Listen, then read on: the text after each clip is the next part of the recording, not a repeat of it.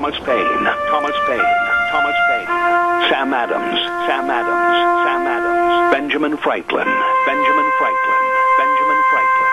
These men spoke up for what they thought was right. From their courage came such documents as the Declaration of Independence and the Constitution of the United States. From their willingness to speak what was sometimes unpopular but right, we enjoy such liberties as freedom of speech, the right to keep and bear arms, and freedom of religion. There are those who still wish to oppress our freedoms, and there are still patriots willing to stand up and defend life, liberty, and the pursuit of happiness. Men like Zeb Bell, who honor our founding fathers and what they stood for. It's now time for Zeb at the Ranch, speaking up and defending your freedoms. Brought to you by Magic Valley Les Schwab Tire Centers and all of the other great advertisers on the program.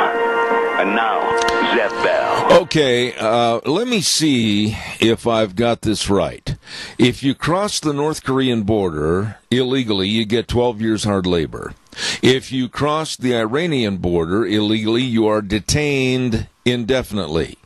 If you cross the Chinese border illegally, you may never be heard from again. But, if you cross the U.S. border illegally, you get a job, a driver's license, Social Security card, welfare, food stamps, credit card, subsidized rent or a loan to buy a house, a lobbyist in Washington, billions of dollars worth of public documents printed in your language, the right to carry your country's flag while you protest that you didn't get enough respect, and in many instances, you can vote.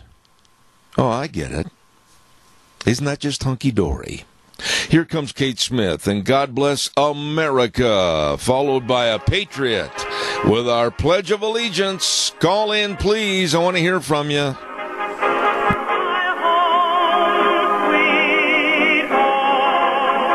And a good morning to you and yours. Zeb at the Ranch on a Tuesday, August the 14th. Wheels, I need a little bit more coming down the line in my headset, please. For some reason, since the power outage yesterday, we are pretty faint. So if you could, I'd appreciate that. Zeb at the Ranch, I'm brought to you by, of course, our major sponsor, your Magic Valley Les Schwab Tire Centers. All 7 locations serving you. And, of course, some of our great advertisers like Burley Physical Therapy and Rehabilitation at 1263 Bennett Avenue, Suite 2 in Burley, helping you get back to being you. Right now, let's go to the phone line and have our Pledge of Allegiance. Good morning. Well, good morning, sir. Yes, did you hear my little note to you? I did. I boosted it up. Okay, yeah, I got to have it some more. For some reason yesterday really messed us up, and if you would give the pledge, please. Of course.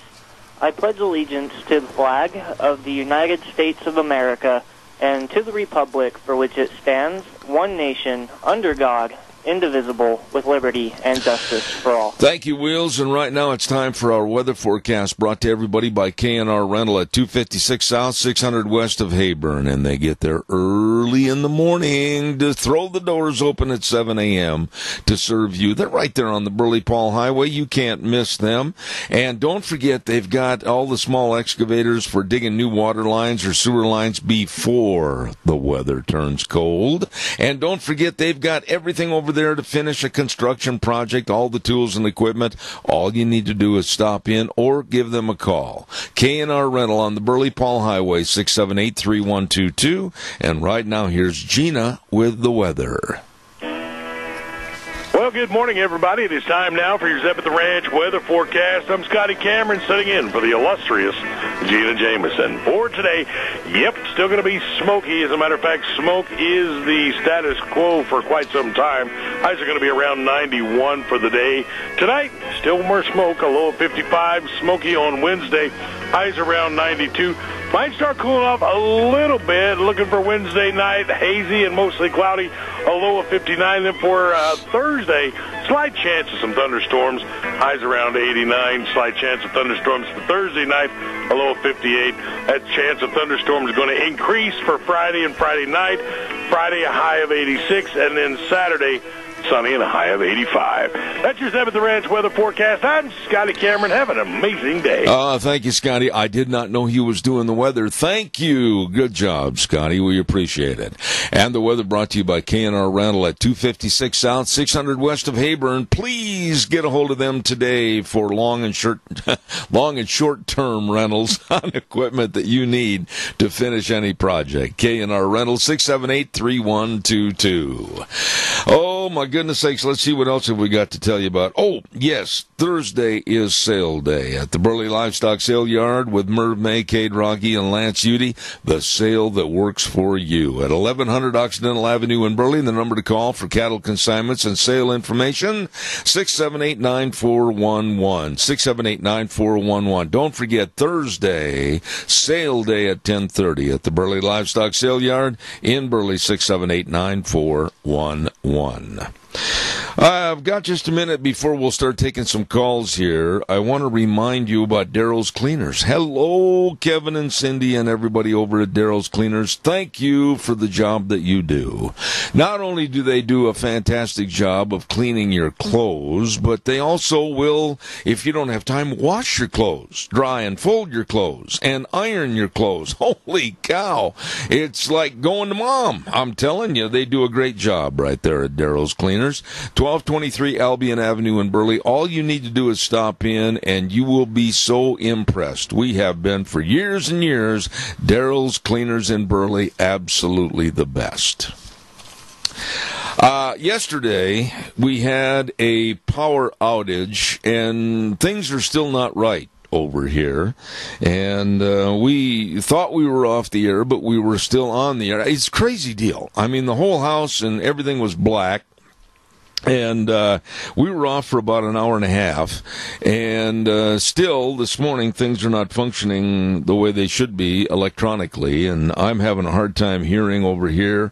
And Wheels, if you can, even more gas would be nice to send down the feed line, but I don't know what happened. But I never did get a report from Idaho Power as to what happened and what shut us off. We never heard. We did have callers say in various areas they were without power, some in the Twin Falls area, some in the Kimberly area and Hanson, and, of course, some right here in Murtaugh. And then we had some calls from people even over at Oakley, but never heard a reason.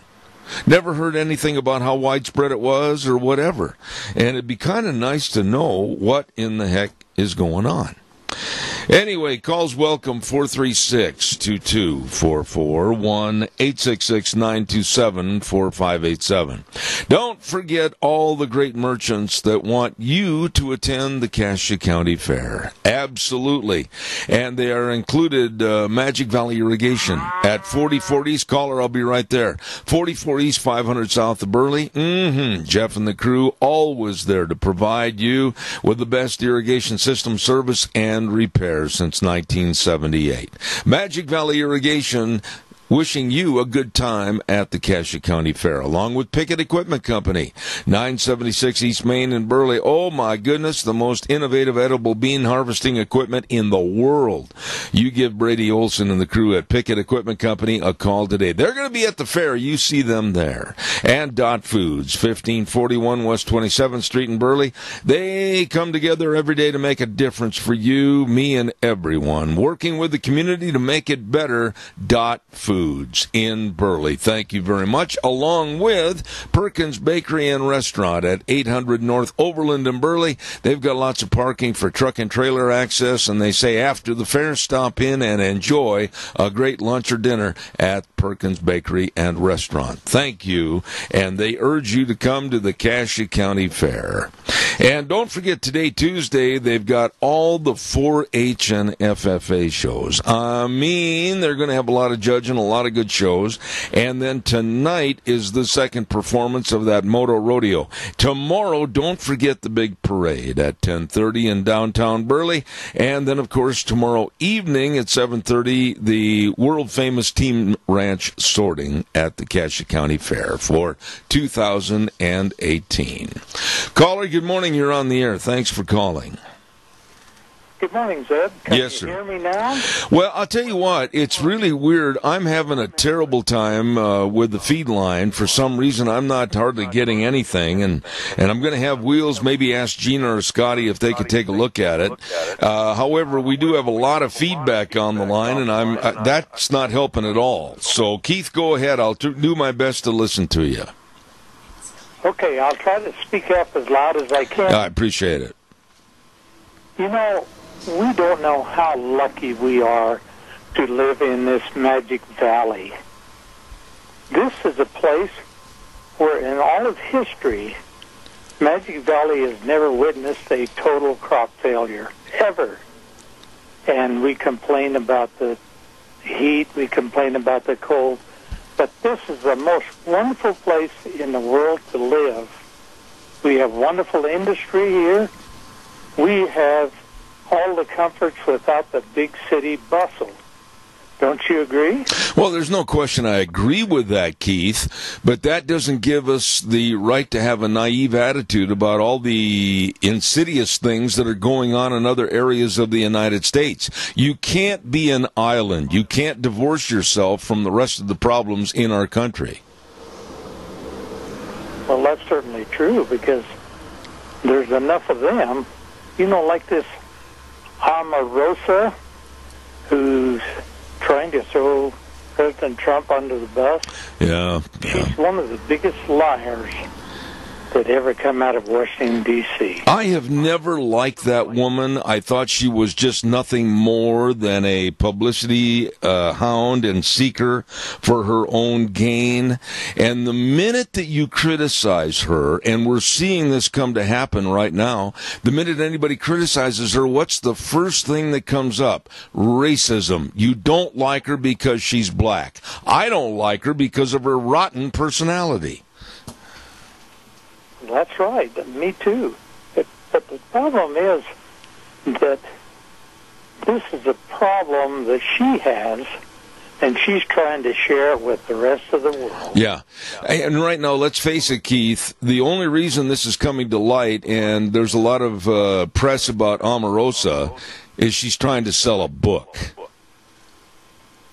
That's right. And her book has never been fact-checked by anyone. The publisher should be ashamed of themselves for publishing such a book without checking things out. She is a liar. They had Frank Luntz on, and she claimed that she had talked to him and blah, blah, blah, all this about Trump. She never has even met Luntz or even talked to him on the phone. Yeah, I think What's wrong with this woman? I think this is a 48-hour story. And when I say 48-hour story, I mean this. She's getting her moment in the limelight. She's getting publicity for her book, which she wants. And eventually, within a fading moment of time, she will fade into obscurity, where I hope that woman stays forever. She is nothing more than a big-mouth troublemaker. Once again, Donald Trump prevails. I agree. He always comes out on top because I feel like he's an honest person, and as far as I'm concerned, he tells it the way it is. But, you know, the left is going to employ any and all people and any and all situations to go and damage, hurt, and hopefully, on their part, destroy the Trump administration. Omarosa is just a small piece of the puzzle. But there's so much more going on, Keith, and we, the other side of the equation, the ones that wanted him in office and want him to stay in office, we're the ones that are labeled as bigots and hate mongers because the left is going to do anything they can, anything, to turn this country upside down. And when you watch these scenes on TV, the only channel I can watch and with any credibility is Fox. Yeah. And I hope that'll never change. Well, we'll have to wait and see. I've got to pay some bills right now, Keith. I do appreciate your call always, every morning. Thank you, sir, for your time. I thank you. You better believe it. All right, sir. Bye. Thank you. You know, he's right. I watched last night, and I'm going to comment on this in a minute, but I watched the Antifa punks. These are worthless punks and thugs and young louts, and their language and their threats against the president was absolutely obscene. Caller, I've got a break I got to take care of. Stay right there. Do not leave. Want to remind everybody about Ramsey Heating and Electric at 2600 Overland Avenue in Burley. Yes, sir, they get there at 7:30 in the morning till 5, Monday through Friday, for all your heating, cooling, and electrical needs. I urge you to get a hold of them, Ramsey Heating and Electric. You know, these people have been in business almost 6 decades serving you. Wow, what a record, and what professionals. Ramsey Heating and Electric in Burley. And again, we got some hot days still here on the calendar, and make sure your AC unit's working efficiently. They've got all the air filters for you at Ramsey Heating and Electric. Also, real quick, I want to remind you too about the Home for Zeb's Lunch Bunch, and that's Denny's Restaurant. Oh, good eating. I love that menu. I love their breakfast menu. It's just dynamite. I love it. Denny's Restaurant, America's Diner at 611 North Overland in Burley and 291 Pole Line Road in Twin Falls. Wonderful people, courteous people, serving you the best of food at Denny's Restaurant. I urge you to stop in, like I said, anytime, all the time. Breakfast, lunch, dinner, they've got it all for you at America's Diner, Denny's Restaurant, 611 North Overland in Burley. Caller, thank you. Good morning. You're on the air. This is the Yummy Man from the Senior Junction on South Overland Avenue in Burley, Idaho. Hello, Yummy Man. Today we're having breakfast. All of the eggs and hash browns and sausage, bacon, and topped off by fresh fruit. Okay. Well, tomorrow is Fair Parade today, so we're just going to have sloppy joes and mixed desserts. Okay. That's almost yummy because I really don't know what they're going to have mixed desserts. You know, Joe, you do such a good job in promotion of all the good eating over there at the Senior Junction, and I understand they will also make takeout meals. Give us that number so people can call over, have a meal made up, and they can just stop in and pick it up. 208-878-8646. Well, there Just takeout lunch. All right. Well, Joe, I always appreciate having you call in, and the Yummy Man strikes again at the Senior Junction. Thanks, Joe. Have a good day. God bless you, man. Thank you. Thank you. What a great guy. Joe Taylor. Calls are welcome, 436-2244, 1-866-927-4587. I want to talk to you about something that was said yesterday on the program, and as I knew it would, I had some repercussions over that, but that doesn't make any difference. I'm not going to back off. We're going to be talking about some of the comments that I made, some of the comments that others made, some of the comments that were on the national news last night, especially on Fox with some of their pundits and reporters, in regards to the American public had better be aware of fighting back against the left, or we're going to lose this country. I'll tell you about that in a minute. Caller, stand by. Don't forget Dino Septic Service. Oh, they have recently expanded. They've got bigger. They've just enlarged their great big circle of friends that they can serve all over the Magic Valley. Septic tanks, pumps, septic tanks, and drain fields installed. And don't forget liquid waste removal. And the numbers to call Dino Septic Service, 436-6526. Or in the Burley area, 678-1638, and they will answer the phone and be there to serve you with fast, fair, friendly service and that big truck that says smells cargo on the way. Don't forget Dino Septic Service, absolutely the best at what they do. You call them today. Caller, good morning. You're on the air. Yes, good morning, Zeb. How are you this morning? Good, Tony. Thank you. We've lost our lost the battle over our southern border so far. The Canadian border is another issue. We have people coming in undocumented across the Canadian border. We have rioting in our streets. We've got terrorist trading camps on both the East Coast and the, and the West Coast. Doesn't that give you a cozy feeling? No, as a matter of fact, a democratic utopia? No, I'm scared. I'm not ashamed to admit it. I think that what's going on right now in the United States is the most critical time, and a lot of people won't believe this, but I think in its nation's history. We have the threat of terrorism. We have the threat of no borders, open borders, don't know who's here, don't know why they're here. We have the threat that's being organized by the left to go and have Antifa and Black Lives Matter and other groups absolutely stir up turmoil in all of our major cities. And evil, real evil is out there, my friend, and it's getting worse every day.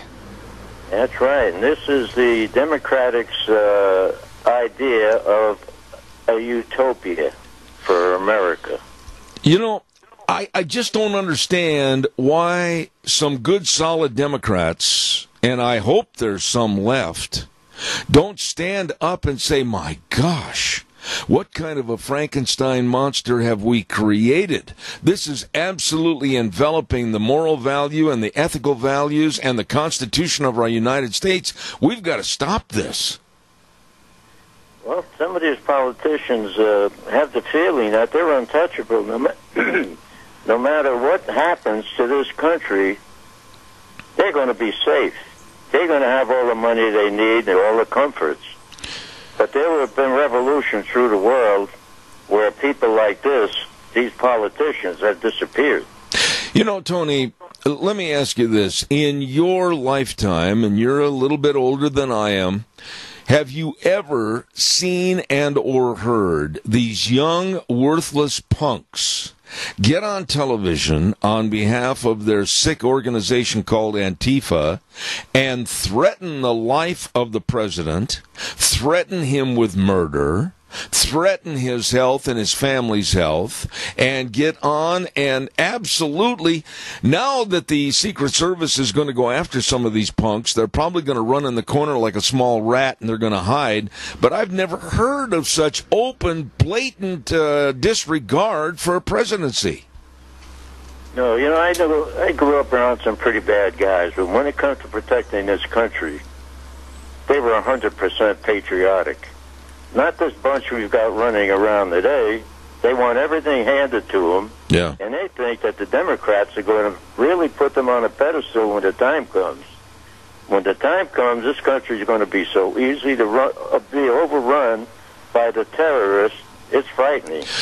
I don't understand what in the world happened to these younger people and, quite frankly, a lot of the politicians that are just openly embracing socialism and socialistic values. Tony, I am absolutely scared for my grandchildren and future generations of my family. I'm sure you are for yours, too. But the dumbness that's going on in this country right now and the danger that's prevalent, I've never seen it in all my years. Well, when I went to school, I had discipline in a Catholic school. At home, I had discipline. No matter where I went, I was disciplined. You don't have that today. No.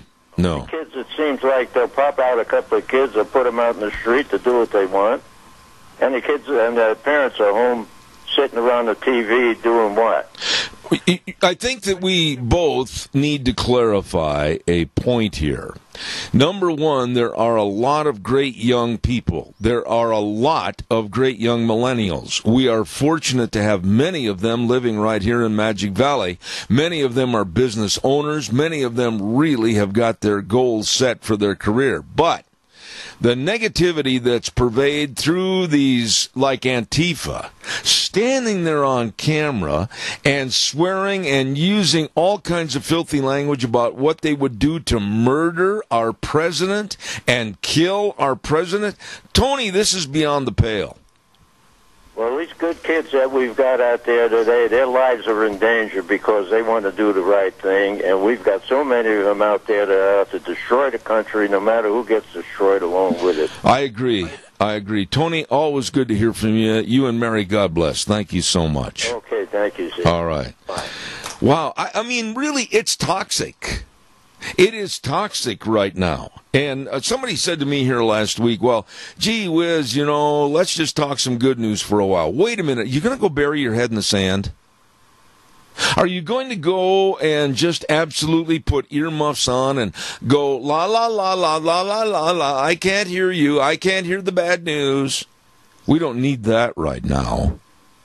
We have got major problems. Toxic hate against not only the right and conservatives and Christians, but also our skin color. I have been absolutely shocked at the amount of stories that are coming across the internet from verifiable sources and quotations that are being spewed by people like even Nancy Pelosi about an anti-white hatred in this country. We're going to talk about that a little bit more in just a minute. Calls are welcome. Give me a jingle at 436-2244. Right now, I also want to remind you about Burley Physical Therapy and Rehabilitation at 1263 Bennett Avenue, Suite 2 in Burley. And the number to call to make an appointment to go in and have Nick Greenwell and all the great physical therapists help you, 678-1191. They know all the exercises. They've got the hydrotherapy pool. They've got it all to help you get back to being you. That's what I've got to do. Starting this next month, I'm going to be going back in there again. Absolutely the best. Burley Physical Therapy and Rehabilitation, 1263 Bennett Avenue, Suite 2 in Burley. 678-1191. Calls are welcome and appreciated. 436-2244. 1-866-927-4587. Give me a call. Again, I know it sounds good on your end on the radio, but something, we have, for those that don't understand this, I have a studio at my home. And then we broadcast to the transmitter station at K-Bar, and then it goes out on the airways. Well, something between K-Bar and me, it just isn't working right. And it doesn't affect what you hear, but it affects what I hear and what goes on in my little bitty headsets that we call the feed line that comes down to me at my place. And boy, I'm having a hard time hearing some of these things. But anyhow, we'll get it worked on and get it fixed, and your calls are appreciated. 436-2244, 1-866-927-4587. I mentioned, and this is beyond the pale, I never thought in my lifetime we'd be talking about this. A toxic hate against you and I that are white, that are Caucasians, and we're being lumped into a bag of being called white supremacists. And we're being called racist. We're being called white Nazis. This... I've never seen or heard anything like this before, ever. And if this isn't nipped in the bud soon, we're going to see the greatest divide and the biggest division and strife ever in the history of this country. Caller, good morning. You're on the air. Good morning, Zeb. I'm listening to this, and I'm just so thankful that we live in this part of the country where the majority of the kids have pretty sound raising. What happens, it's like teenagers are so drawn to what their friends think rather than finding out the real reasons. And I remember being a teenager, I was kind of, crazy. But right now, I think the parents are from the generation where all of this got started, and they think it's cool. Oh, I couldn't agree more. When you have a writer for the New York Times by the name of Sarah Jeong, and she's an Oriental young woman, and she writes a great big op-ed in the New York Times newspaper that goes out and explains why she hates whites. She despises Caucasians. She said whiteness is evil, and she's lumping us all together as being white supremacists and white Nazis. Doesn't that cause you a little fear in your heart? Yes, and you know what causes me fear in my heart? Sitting listening to her use the kind of negative districts, anyway, painting us. And where has she lived her whole entire life? Has she been in one little borough of New York where everybody looks like her and they all think the same and they haven't gotten out and gotten the information? Well, wait a minute, though. Let's be sure that we also throw into the conversation at this juncture someone like Sarah Jeong is not only spewing the hatred towards whites, but white Nancy Pelosi came out and said that she absolutely is despising Donald Trump because he wants to make America white again. This is the kind of hatred that's being spewed even by white people and supposedly a woman in politics that should know better, Nancy Pelosi. Well, and where did she get her information?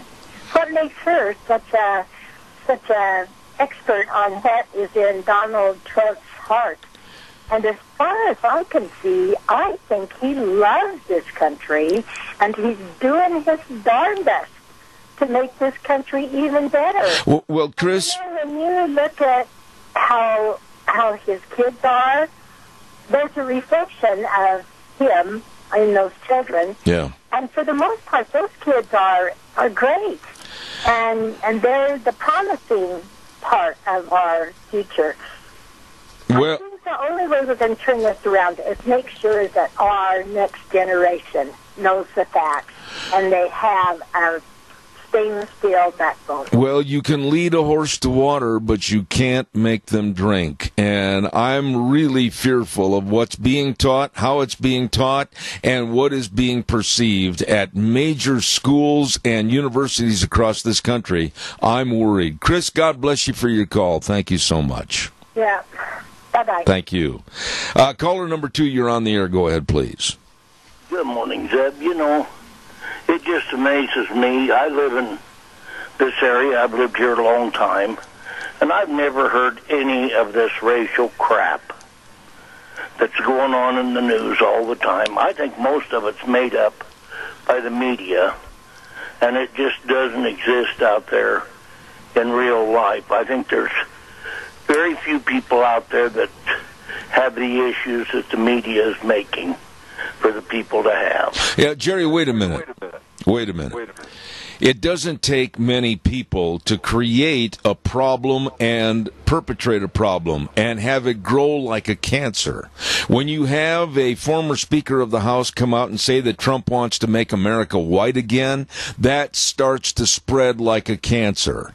When you have a New York Times editorial writer write that she hates whites because whiteness is evil, that spreads like a cancer. When you have groups of young thugs and punks say they're going to kill the president and that they want to absolutely do away with the United States, that spreads like a cancer. So, Jerry, it doesn't take many to make the problem worse. And the last one's a total crime. They could be put in jail for that. Yes. If you said that against Obama or, you know, Clinton or somebody like that, you would have been put in jail. There'd be no questions asked about it. You probably never get the key to get out again. Yeah. No, I totally agree with you. But, Jerry, I think naiveness And burying your head in the sand today is the dumbest thing any of us can do, because this problem is growing. These people that are on the left wanting socialism and want to do away with capitalism. They want to do away with our Constitution. They've even talked about doing away with a presidency in this country. I mean, Jerry, there's so many wacko ideas out there floating around, and they're like cancer cells just looking to get bigger. And I'll agree they're terrible things that they're doing, but I still think the media is the guys that's pushing the buttons and the guys that spread most of the gossip and the guy that is controlling this. I think most of the newspapers in this country have got an agreement between themselves that they're going to do everything they can to lambaste this president, and he hasn't been that bad of a president. No. In fact, I think he's probably one of the best presidents we've ever had. Now, all I heard was bragging on the last president, and I didn't feel he ever did one thing ever that was good. Well, okay, I'm going to put you on the hook right now. Tell me if you can think of anything that Obama did that was absolutely noteworthy for the United States. Go ahead, inform me, Jerry, because I can't think of anything. Single item I could say, nothing. Yeah. I felt he was a horrible president from the word go. I don't think he did one good thing for this country. I think he disgraced us every single day he was in office. I felt he hated this country. I felt his wife hated this country all the time she was in office. I think that was very well put.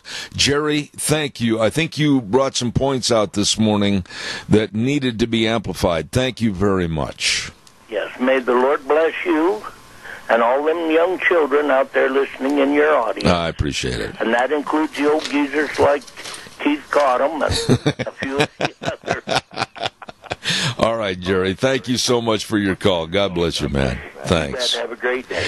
Don't forget our friends at Berry Equipment and Rental. They get there early in the morning, and they've got all the equipment rentals, retail equipment sales, and they've got all the lift rentals, and they got the skid steer rentals, and they got the great big Doosan equipment. Oh, that stuff can get the job done. And all the Bobcats, new and used excavators, all shapes and sizes. All you've got to do is either call or stop in and see them at Berry Equipment and Rental, 159 West Highway 30 in Burley with Juan, 465 Addison Avenue West in Twin Falls with Eli, and the Nampa location, the best. Berry Equipment and Rental, serving you. Caller, good morning. You're on the air. Yeah, this is one of them old guys Jerry was talking about. But you talk about being old. I have known Joe Taylor for nearly 60 years. The yummy man. And you know what? He used to have a beautiful farm out near the Kaimana Butte. And as a young man just out of the Navy, I used to deliver machinery to him from John Deere. And he was great then. He had the most positive outlook, and he did a wonderful job of farming. And I remember when I was out there one time when he told me about how he's going to be losing his eyesight. And I said, Joe, what are you going to do? And he said, I don't know, but I'll make the best of it. And he has. And he has done that. He was a successful realtor. Yep. He does things that you and I wouldn't even think of doing. Well, Keith, let me interrupt you there. He's a true patriot. No, absolutely. I think the world of Joe, and I've had the opportunity to know him and sit and visit with him and everything. And for a man that has been so successful at everything he's tried, even without sight, I think Joe Taylor absolutely goes down in my mind as one of the greatest people and personalities that I've met in my life, and I mean that. Thank you for bringing that up this morning. I got to go to a weather, but I appreciate it. It's an inspiration to me. I mean, in my life, I thought of Joe, and he used to have an office right across the street from my business, and I just look upon him as one of the greatest patriots ever. I appreciate that, Keith. Thank you very much for calling in. You bet. All right, sir. Got to go to the weather, and it's true. Joe Taylor is just an amazing man, and I don't think he's got the accolades deserving of all that he's done, and I'm proud to know him. I really am. Don't forget the weather brought to you now by Mount Harrison Audiology and Hearing Aids, and they're located right smack dab behind the Minidoka Hospital across from the emergency room, and the number to call to make a hearing screening appointment. It doesn't hurt. It's not going to take long, and they can evaluate your hearing, and if you need help, they can help, and they will help. Dr. Mitchell and Dr. Pickup, absolutely, there to serve you. Call them at 312-0957. That number again, 312-0957, Mount Harrison Audiology and Hearing Aids. And right now, here's Scotty with the weather. Well, good morning, everybody. It is time now for your Zeb at the Ranch weather forecast. I'm Scotty Cameron, sitting in for the illustrious Gina Jameson. For today, still going to be smoky. As a matter of fact, smoke is the status quo for quite some time. Highs are going to be around 91 for the day. Tonight, still more smoke, a low of 55. Smoky on Wednesday, highs around 92. Might start cooling off a little bit. Looking for Wednesday night, hazy and mostly cloudy, a low of 59. Then for Thursday, slight chance of some thunderstorms, highs around 89. Slight chance of thunderstorms for Thursday night, a low of 58. That chance of thunderstorms is going to increase for Friday and Friday night. Friday, a high of 86, and then Saturday, sunny and a high of 85. That's your Zeb at the Ranch weather forecast. I'm Scotty Cameron. Have an amazing day. Thank you, Scotty. I appreciate it. Filling in for the weather this morning and doing a doggone good job. And the weather brought to you by Mount Harrison Audiology and Hearing Aids. And believe me, they are a full-service, I should say a full-service doctor's office for hearing. Absolutely. They want you to hear and hear everything. So please talk to the people that understand audiology. That's what they're there. Dr. Pickup, Dr. Mitchell, trust your hearing health to them at Mount Harrison Audiology and Hearing Aids. And the number to call, 312-0957. All right, your turn. Give me a call, 436-2244, 1-866-927-4587. Yeah, I could get on this program in the morning, and I could tell you, oh, the flowers are pretty. The sunshine is pretty. The world is pretty. Every day is pretty. And then you get run over by a bus. And that bus might be in the form of Antifa. That bus might be in the form of ISIS. That bus might be in the form of the Democrats wanting to turn our country into a socialistic nation. That bus might be anything and everything negative that what we stand for has gone down the drain. I'm not going to do that. I am going to tell you the truth every doggone morning about what's going on with the major stories and also what's happening behind the scenes. If Nancy Pelosi says something absolutely stupid like Trump wants to make America white again, I'm going to tell you about that. If some of these worthless punks with bones in their noses and earrings in their ears are going to stand there on TV and threaten the life of the President of the United States, I'm going to tell you about that. I'm going to tell you everything that's going on in this country truthfully. Because that's the only way we can stop this insidious evil from happening across this country is for you and me and everybody else to stand up and say, enough is enough. I was impressed last night that many of the talk show pundits, Tucker Carlson and many others, absolutely agreed with me that I said yesterday that we've got to stop this. We cannot let this evil permeate and grow like a cancer any longer. We have the greatest country in the world. We have the greatest country with the greatest freedoms, the best ever constitution. We've got the finest military. Everything is the best. And now the left wants to come in and destroy it. And we're supposed to sit back like in, let's talk about Antifa. They go out and they want to say, no USA at all, no borders, no wall, no USA at all. No USA at all. I told you yesterday this really pulls my trigger. I'm upset. I love this country. And I don't want to have somebody standing there that looks like they just got glue on their head and rolled through a jewelry store, telling me that they're going to kill the president, telling me that they're going to overthrow the United States. We need to fight back. And it's not going to be with a blind ear and a deaf eye of burying your head in the sand or putting a pillow on the sofa over your face going, I don't want to hear this anymore. You've got to go vote. You know, for those that vote, God bless you. And for those that haven't voted in a long time and haven't put forth the effort to be Americans, shame on you. You are the ones that are creating more of this cancer to happen.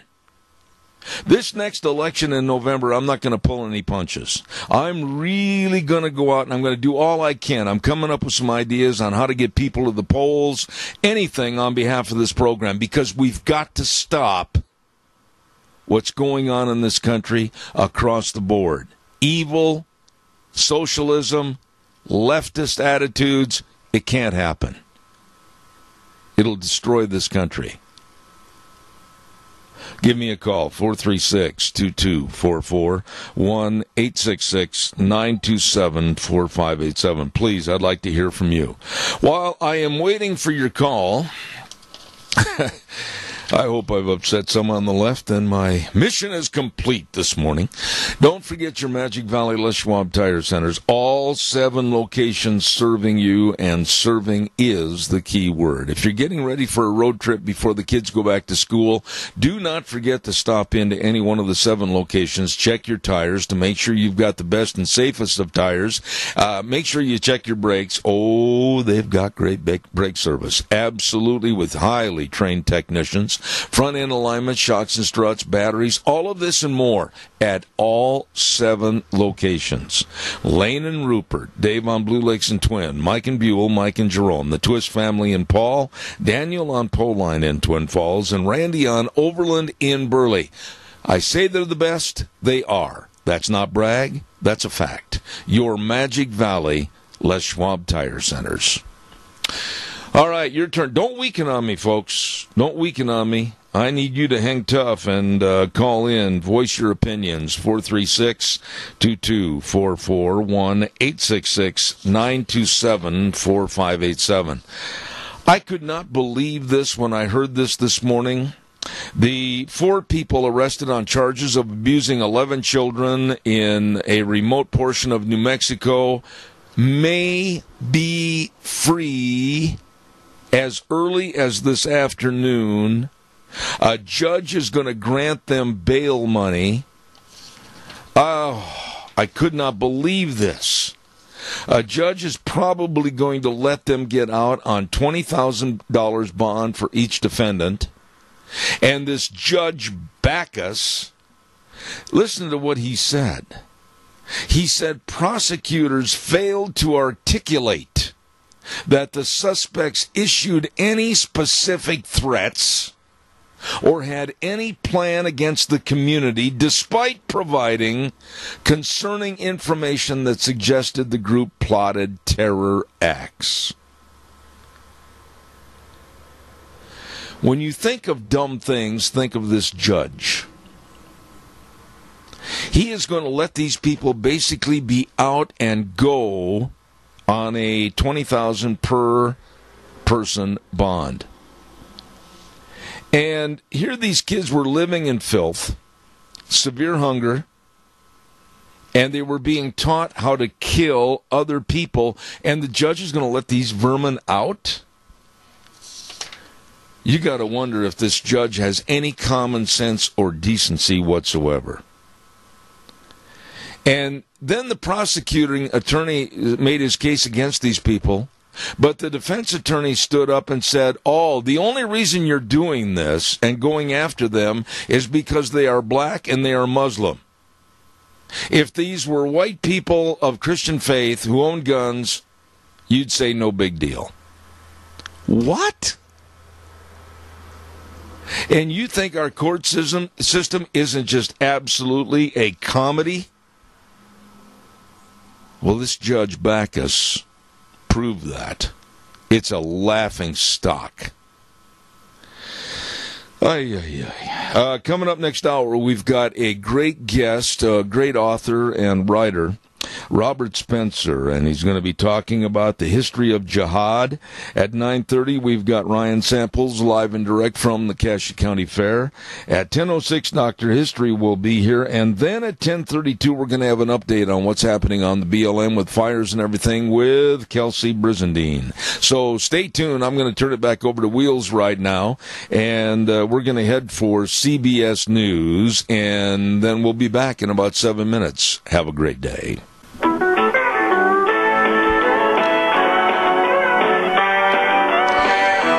Thank you, and welcome back to hour number 2, Zeb at the Ranch, on this August the 14th already. Cassia County Fair Week going on. We'll talk about that a little bit later. And our major sponsor on Zeb at the Ranch, your Magic Valley Les Schwab Tire Centers. All 7 locations serving you, and get ready for a road trip. You stop in there first.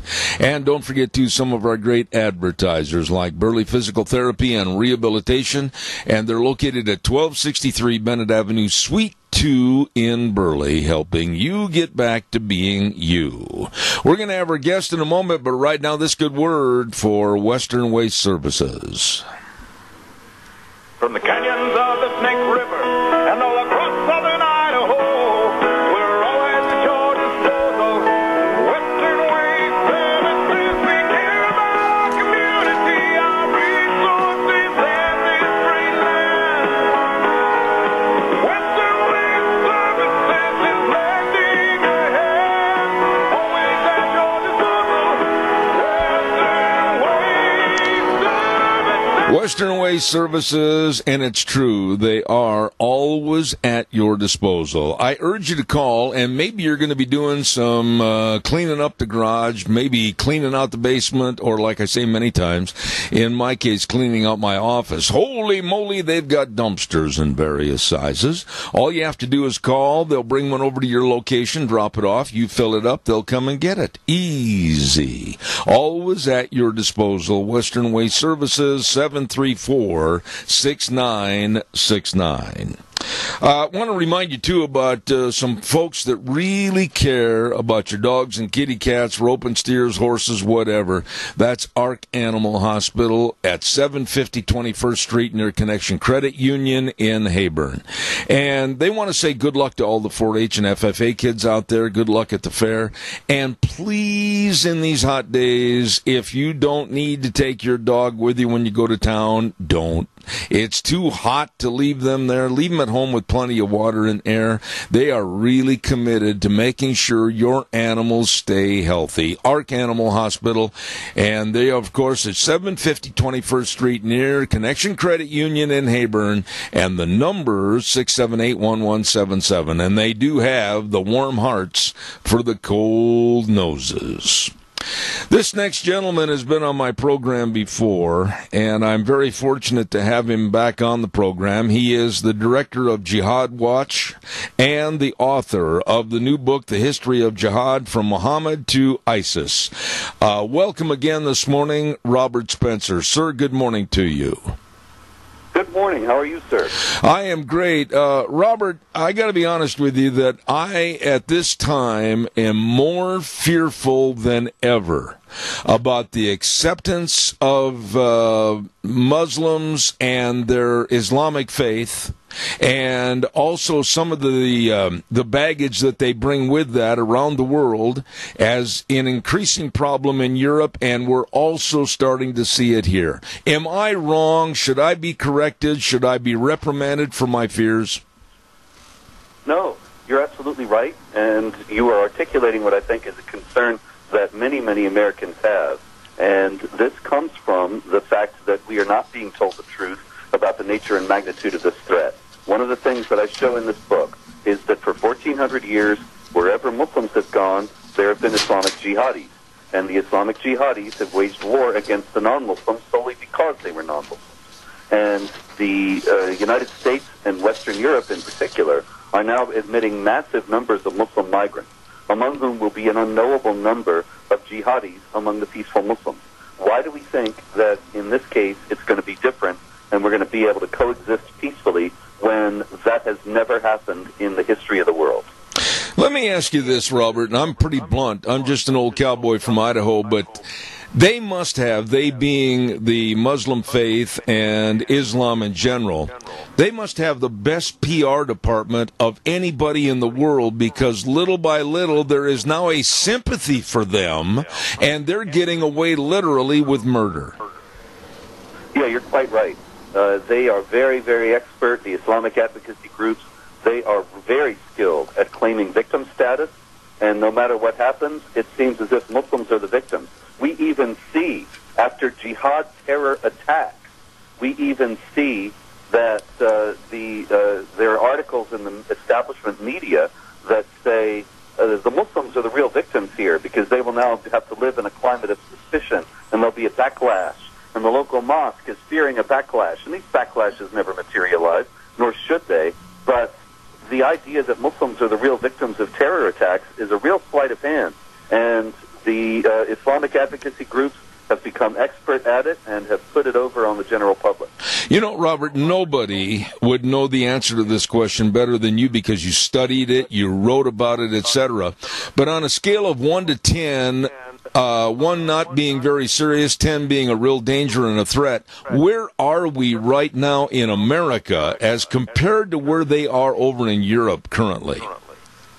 Well, I would say we are about 4 and they are about 7. Wow. And what we are dealing with in the United States is not nearly as grave as the situation in Sweden or Germany or France or the UK. But on the other hand, it's not any different in kind. That the more Muslims who come into the United States, the more jihadis will be here, and the more the situation in Europe will be replicated here. Take me, if you will, with your thoughts down to New Mexico. This story just infuriates me, and I got really mad this morning and almost put one of my Tony Lama boots through the TV screen when I heard that the judge down in New Mexico is going to grant bail to these 4 guys that were living in that compound and teaching kids how to kill. Yeah, the judge said that there was no imminent threat to the community. And I think, what are you talking about? They're stockpiling weapons, they're training children to kill, and you're letting these people go. It's an astonishing miscarriage of justice. But it comes, here again, from the same problem that we constantly face, that the defense said that these people were victims of racism and Islamophobia, and that if they had been white Christians, then none of this would be happening. And I think, are you kidding? Do you really expect anybody to believe that? If they were white Christians and they were stockpiling weapons and starving children, you think nobody would care? The story would be much bigger, as a matter of fact, than it is now. Because there is a tendency on the part of the mainstream media to cover for Islamic jihadis and to downplay and deny when there are jihad attacks. And so it's an astonishing claim on its face. But it worked, and the judge granted bail. And now I think we may never see these people again. I wouldn't be in the least surprised if they were to flee and go into hiding. You know, let me ask you about the book itself, because I'm really interested in this. The history of jihad from Muhammad to ISIS. How long did it take you to sit down and get all the verifiable facts, all the information, and put this into the form of a book? This must have taken a long time. Well, I have been doing this for many years. I've been doing this for well over 2 decades now, and working with this material every day. And so it took me about 4 months to write this book, but in terms of gathering the materials and studying the histories so that I was able to put primary source materials into this book, that's something that went on for years. And this book is the crown and culmination of all the books that I've written and all the work that I've done, because that's not been told in the U.S., and this is the first book that has the entire history of jihad in it, that tells the shocking story of the jihad in India that very few people know about, and explains how the modern-day terrorist activity is all of a piece with jihads going back down through history, including the conquest of Spain, the conquest of Constantinople, the siege of Vienna in 1683, and others. Robert, I got to ask you this question, and I ask a lot of authors defining point of the book when they're on this program. But what was it that you might have found that all of a sudden put Robert Spencer right back on his hip pockets and shocked you as to some of the information that you might have found while gathering information for this book? I think the most surprising thing to me was Akbar the Great. Akbar the Great was a Muslim ruler in India, and I knew that he had been a little bit more magnanimous than his predecessors and his successors to the non-Muslims, to the Hindus in India. Most of the time, the Muslim rulers in India were very brutal and bloody and violent toward the Hindus. But Akbar the Great was nicer to them, and I found out the details as I was researching for this book that Akbar was actually nicer to the Hindus because he became less Muslim, and he was disenchanted with Islam. He began talking to Christian missionaries and to others, and he relaxed all the restrictions on the non-Muslims in India. And this was a direct result of his becoming not a Muslim. And so I think that it's very telling. We're always told that Islam is a religion of peace and tolerance, but the only time the Hindus in India experienced any peace and tolerance was when their Muslim ruler left Islam. What about the fear factor that we're seeing today? We're starting to see a lot of the European leadership kind of recant their feelings about, come on in, everybody, you're all welcome. Now they see they've got a real problem they've created. We are going to see the same thing here with an open borders campaign. What is it you fear the most about the encroachment of Islam and the Muslim religion? Well, the thing is that Islam is a political system as well as a religious one. And so the political system that is attached to it is supremacist, violent, authoritarian, and expansionist. And as the more it grows, the more its influence grows in the United States, the more our freedoms will be threatened, because Islamic law denies the freedom of speech, the freedom of conscience, the equality of rights of women, the equality of rights of non-Muslims with Muslims in the society. And so the more influence of Sharia we have, the less free we will be. And that is a matter of grave concern to me, not least because of that fact, but also because so many people don't know it or deny it outright in the face of the facts and of 1,400 years of history that are outlined in this book. You know, you really bring up a good point with a lot more questions. Wheels over there, I'm getting a little feedback, please, and then turn the caller up when it's his turn. But you talk a little bit about the fears. What about what we had with the last administration and Barack Obama openly admitting and having people from the Muslim Brotherhood attend meetings, etc., at the White House, and then Keith Ellison from Minnesota? It just seems like there is a defining moment of more of their kind getting involved in politics, and it makes me refer back about 3-4 years ago to the imam in New York City that said in his lifetime he will see an Islamic flag flying over the White House. Yeah, there's a concerted effort right now by Islamic advocacy groups that have ties to the Muslim Brotherhood and to the terrorist group Hamas. And they are trying to run as many candidates as they can, Muslim candidates, for office. Right now we're going to have, because she's running unopposed, the first Muslim woman to be in Congress, and she celebrated winning her primary by sending out a series of tweets attacking Israel. Okay. And we also are going to see many others in Congress and elsewhere. And this bodes ill, because these people have ties to the Muslim Brotherhood for the most part. The Muslim Brotherhood is dedicated, in its own words, to eliminating and destroying Western civilization from within. And so this is not some wonderful flowering of diversity in the American body politic. It's something that is going to cause a great deal of strife. Absolutely. We have a caller with a question for you, Robert. And caller, go ahead, please. You're on the air. Caller, go ahead, please. Straighten out a piece of history for me. Was it the Muslims that burned the Alexandria Library, or was it the Romans? It was the Muslims. It was the Caliph Umar, the second successor of Muhammad, in the 630s and 640s, actually. And when he burned it, he said that if the books in it agree with the Quran, they're superfluous. And if they disagree with the Quran, they're heretical.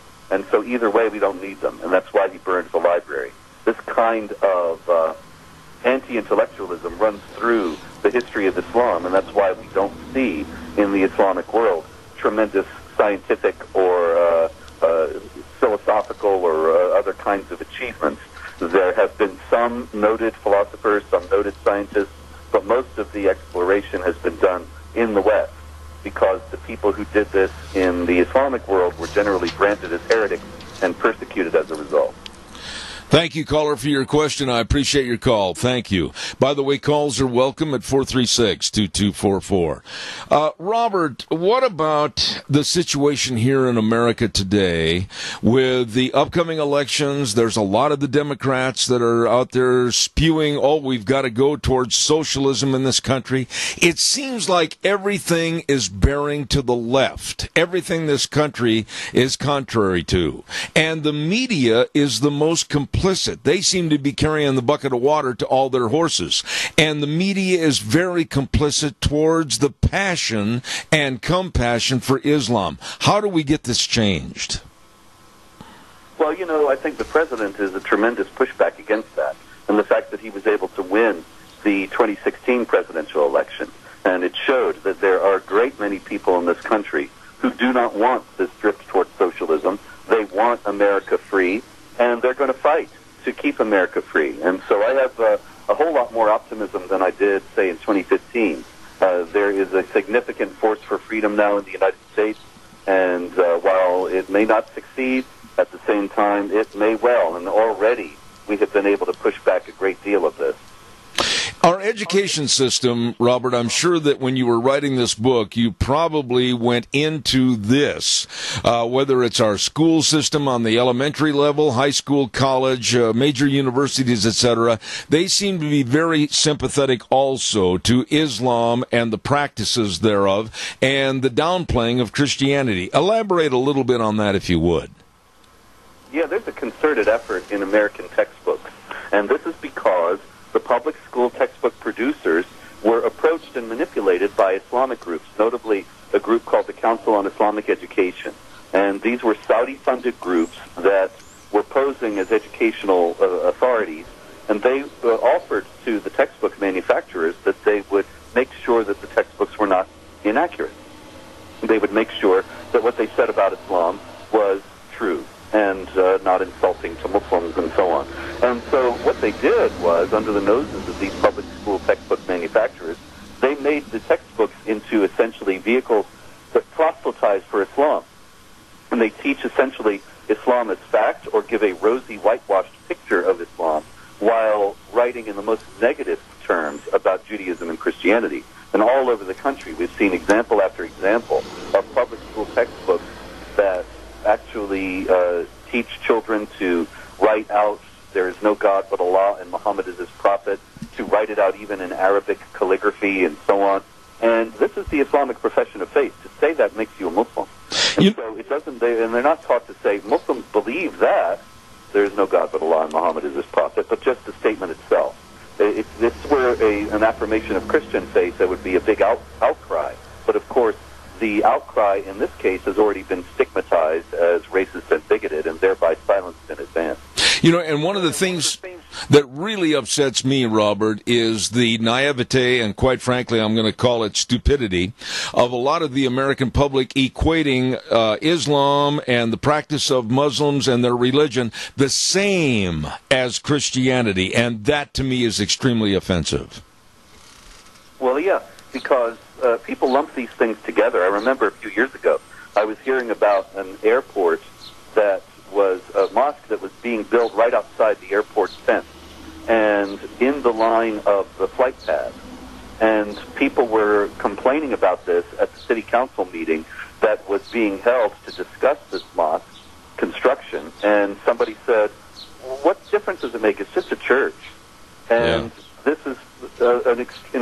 a ignorant statement that manifests a complete unawareness of the political and violent aspects of Islam, and an unawareness that is to our great detriment. There is Islam is not the same thing as the other religions. The other religions do not have a political system and a doctrines of violence against unbelievers. How concerned are you, and I know you probably addressed this in the book, about the refugee system of coming into this country? We don't know who they are. They do not have any of their files or any of their past history from their local county courthouse, etc. We are being told this is who they are. You have to accept that. How concerned are you about the refugees and their numbers increasing in this country? Very concerned, and yes, it is in the book.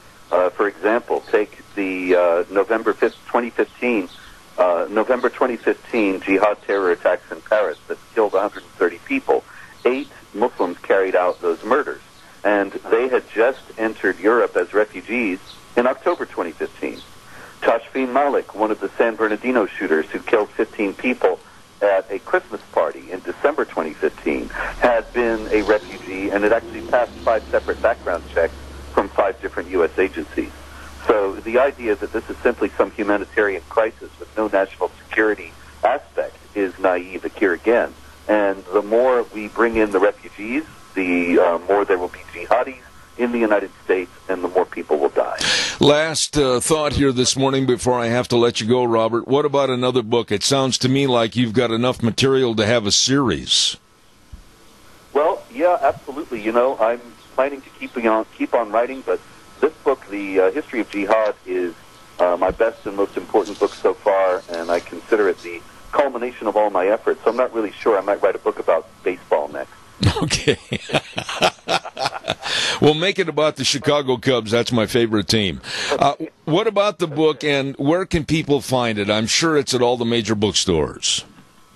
Yes, it is, and it's at Amazon.com and BarnesandNoble.com online.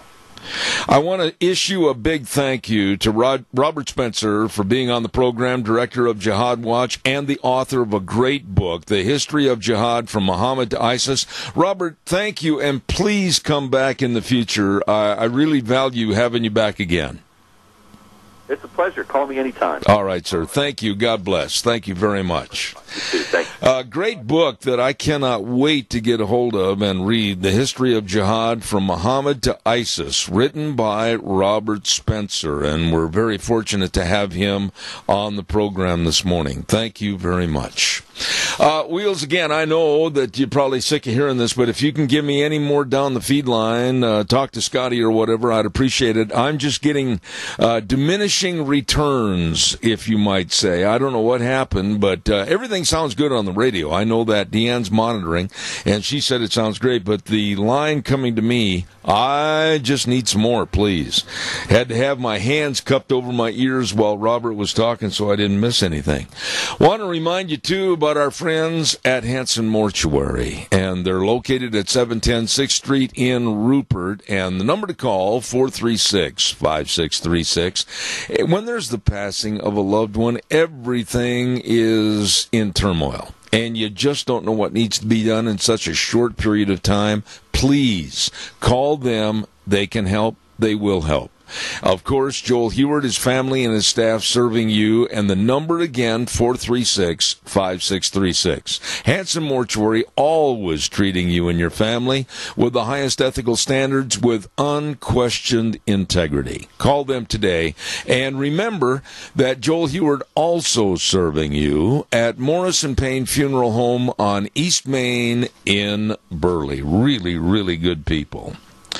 You know, it's that time of the year where kind of in limbo. The kids are going to be going back to school here pretty quick, and you're going to be looking at more in-house activities going into the fall, Thanksgiving, and then it's not that far away, Christmas time.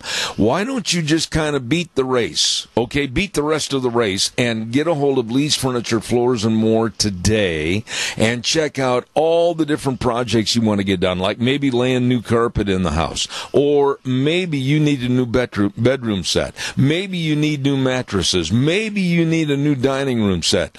All of this to get ready for the fall at Lee's Furniture, Floors, and More. 459 Overland in Burley.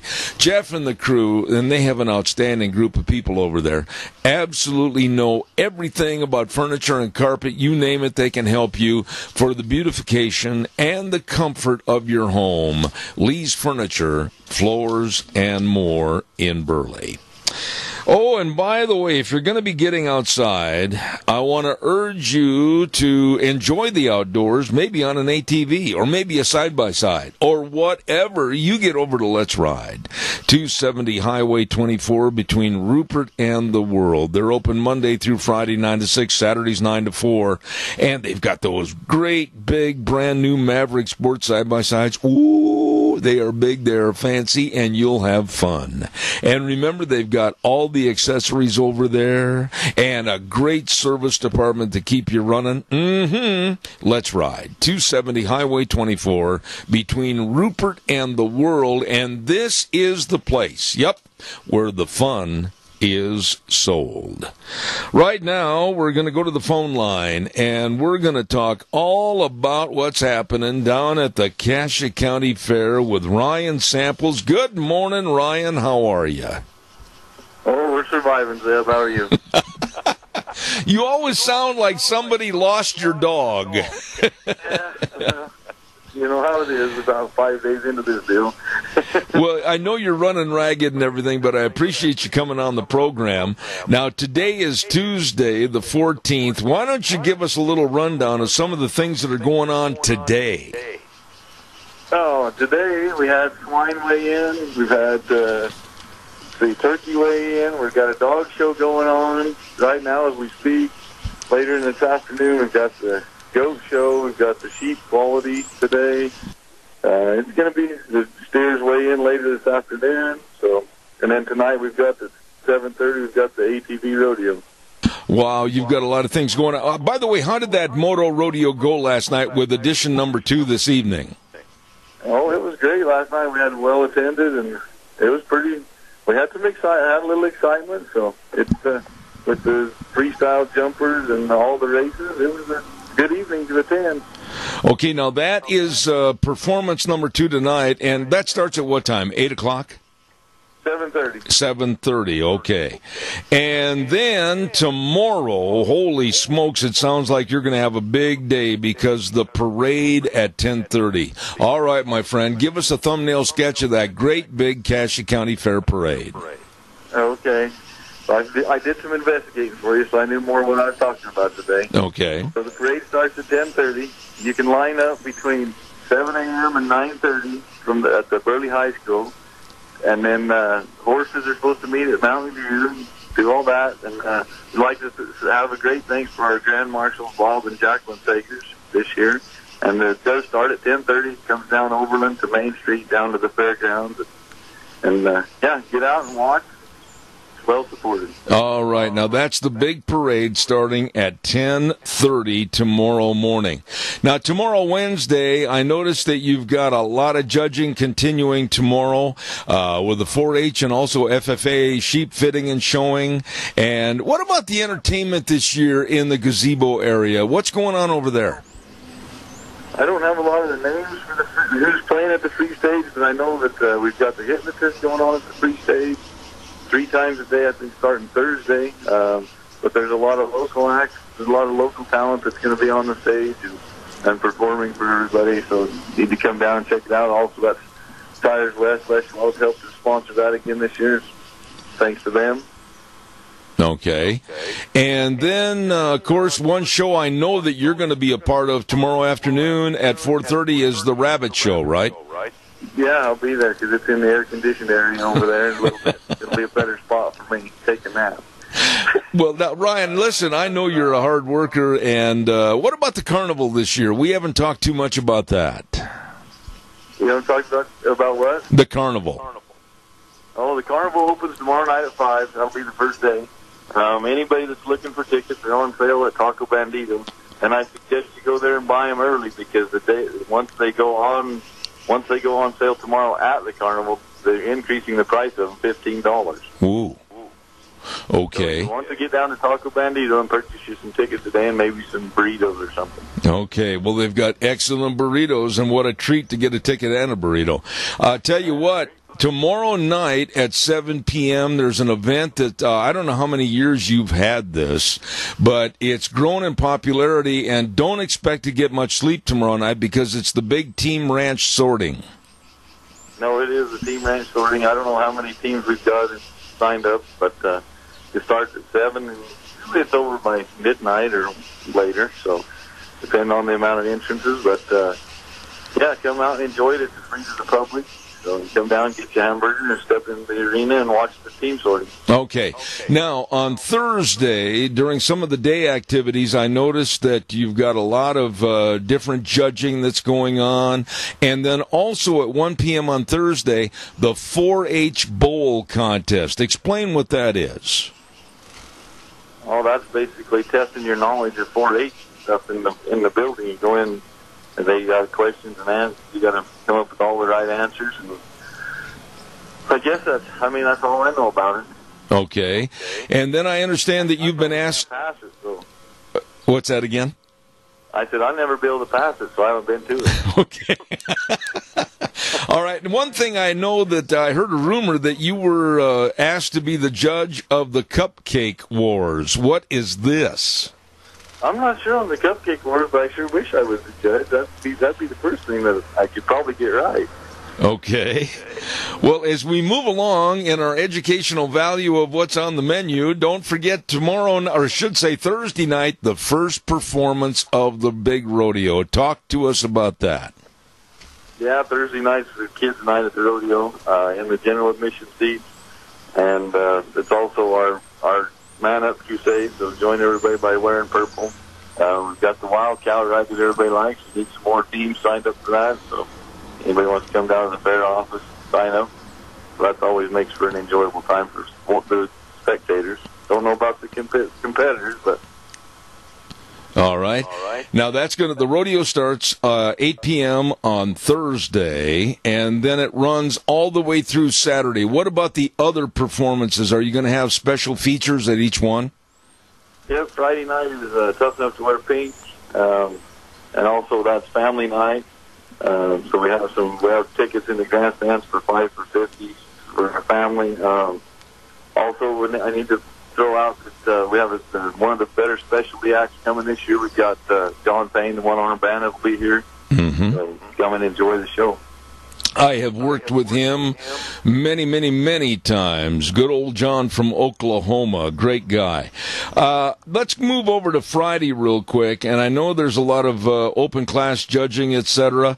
But then it says at 1 o'clock in the afternoon on Friday, pari-mutuel horse racing. Tell us about that.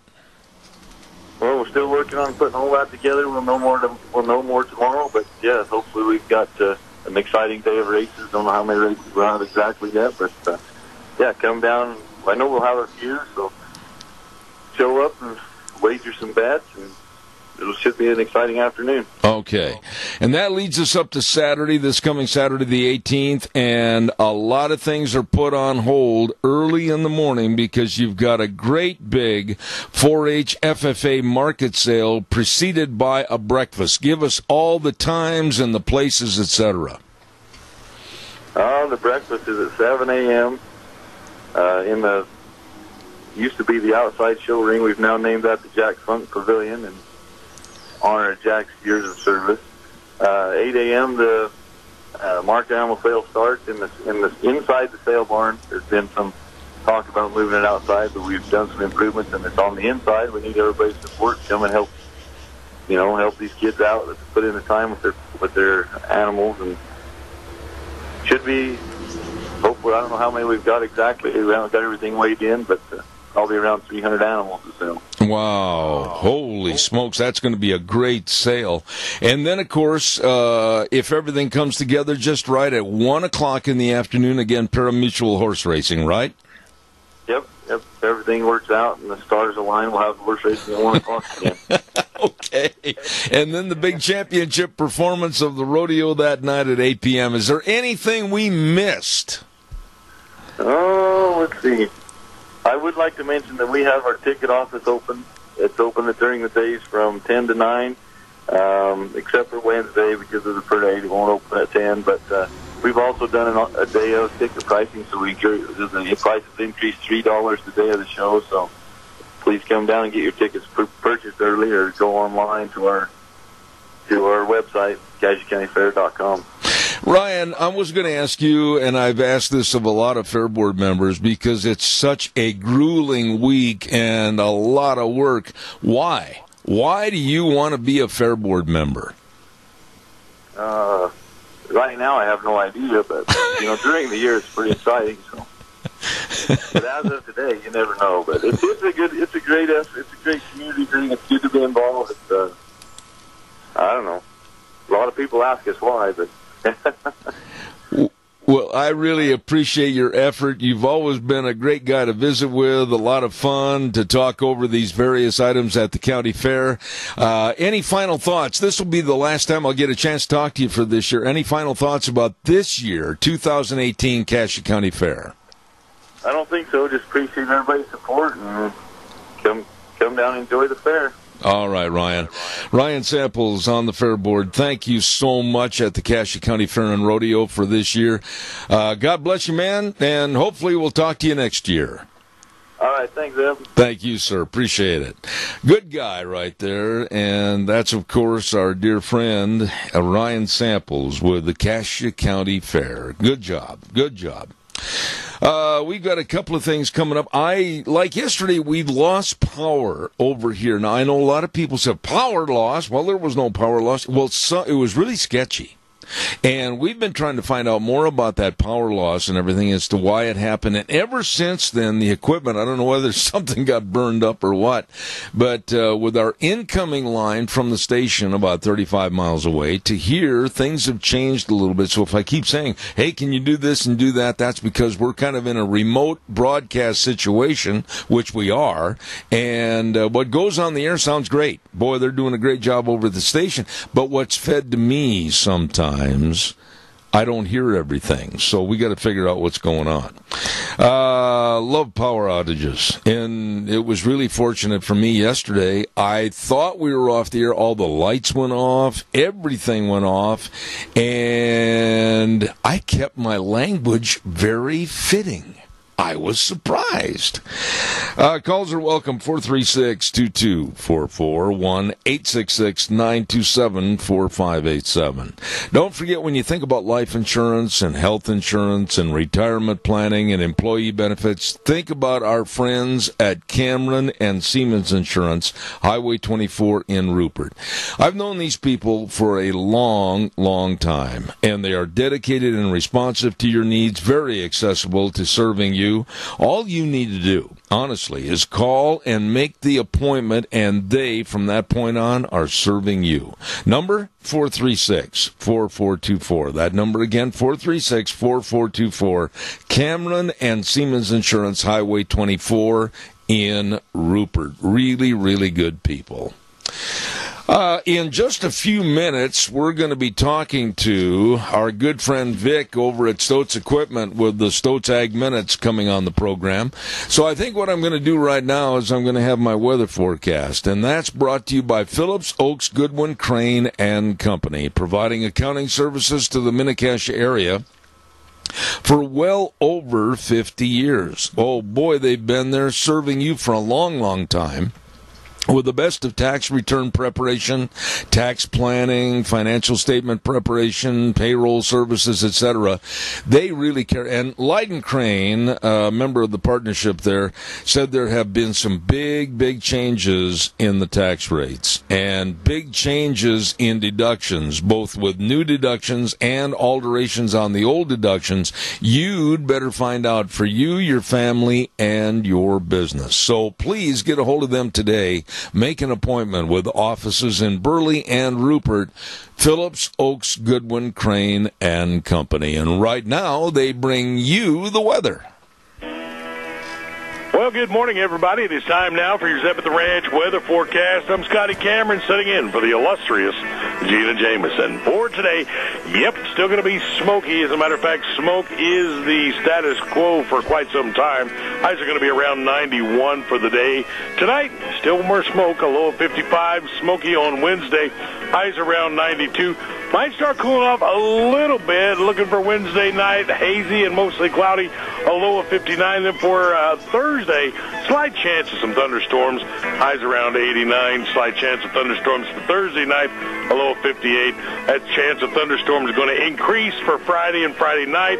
Friday, a high of 86, and then Saturday, sunny and a high of 85. That's your Zeb at the Ranch weather forecast. I'm Scotty Cameron. Have an amazing day. Thank you, Scotty. I appreciate that. And the weather brought to you by Phillips, Oaks, Goodwin, Crane, and Company. Ooh, these are good people serving you, providing accounting services to the Mini-Cache area, like I said, for well over 50 years, with offices in Burley and Rupert. You get a hold of them today. Phillips, Oaks, Goodwin, Crane, and Company.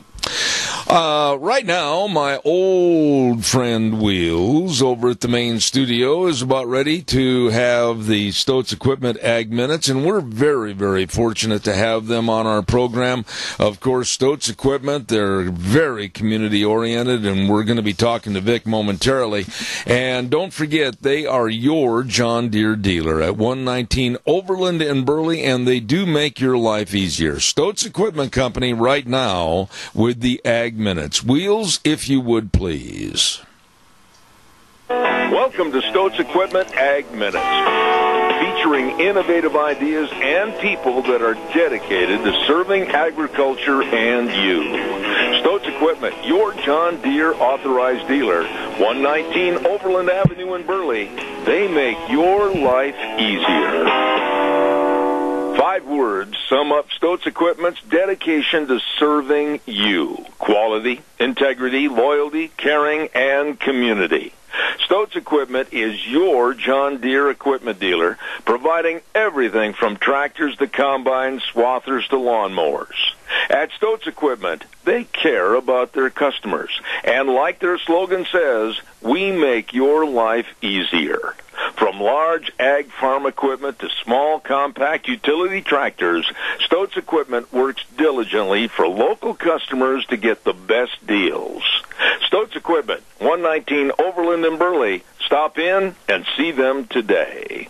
On the phone right now with Vic Taratachia, the store manager of Stoats Equipment, your John Deere dealer. Well, it is Tuesday morning, and the Cassia County Fair is off and rolling, Vic. What's your involvement at the Cassia County Fair? Well, we're going to have a couple booths there again. We're going to have some equipment. We'll have Traeger smokers and Yeti coolers, and kind of just introduce ourselves to the people who haven't had the opportunity to meet us yet, and let them know that we're here for all their needs. And we just want everyone to realize that this is a great event. We want everybody to come out. It's not the same old county fair that it's been in the past. I think there's more businesses and people involved, and it's just a great value. One of the things about John Deere is that it's not the cheapest tractor, but we believe with all of the quality and your dealership, it brings value. Well, the same thing for your community. We think that the FFA and all the other groups here, the rodeos, the Cassia County Fair, the Minidoka County Fair, it's just a great place to be, and just come out and show our community spirit. You know, showing community spirit, whether it's getting people to go to the polls and vote during election time or support their county fairs or whatever, we urge people to get up and really take a big bite out of life, and a county fair has so much to offer. Oh, absolutely. It's a great training ground for our youth, and I just think that the people don't realize how much value there is. There's so many cities that would be jealous of what we have here in southern Idaho, just because, again, it's the value, and it's a great place. It's wholesome. It's a great place to bring your kids and show what hard work does, and all the businesses that add value to our community. And I just think it's a great place to demonstrate our pride and what we do, and we're very lucky and blessed to have that here.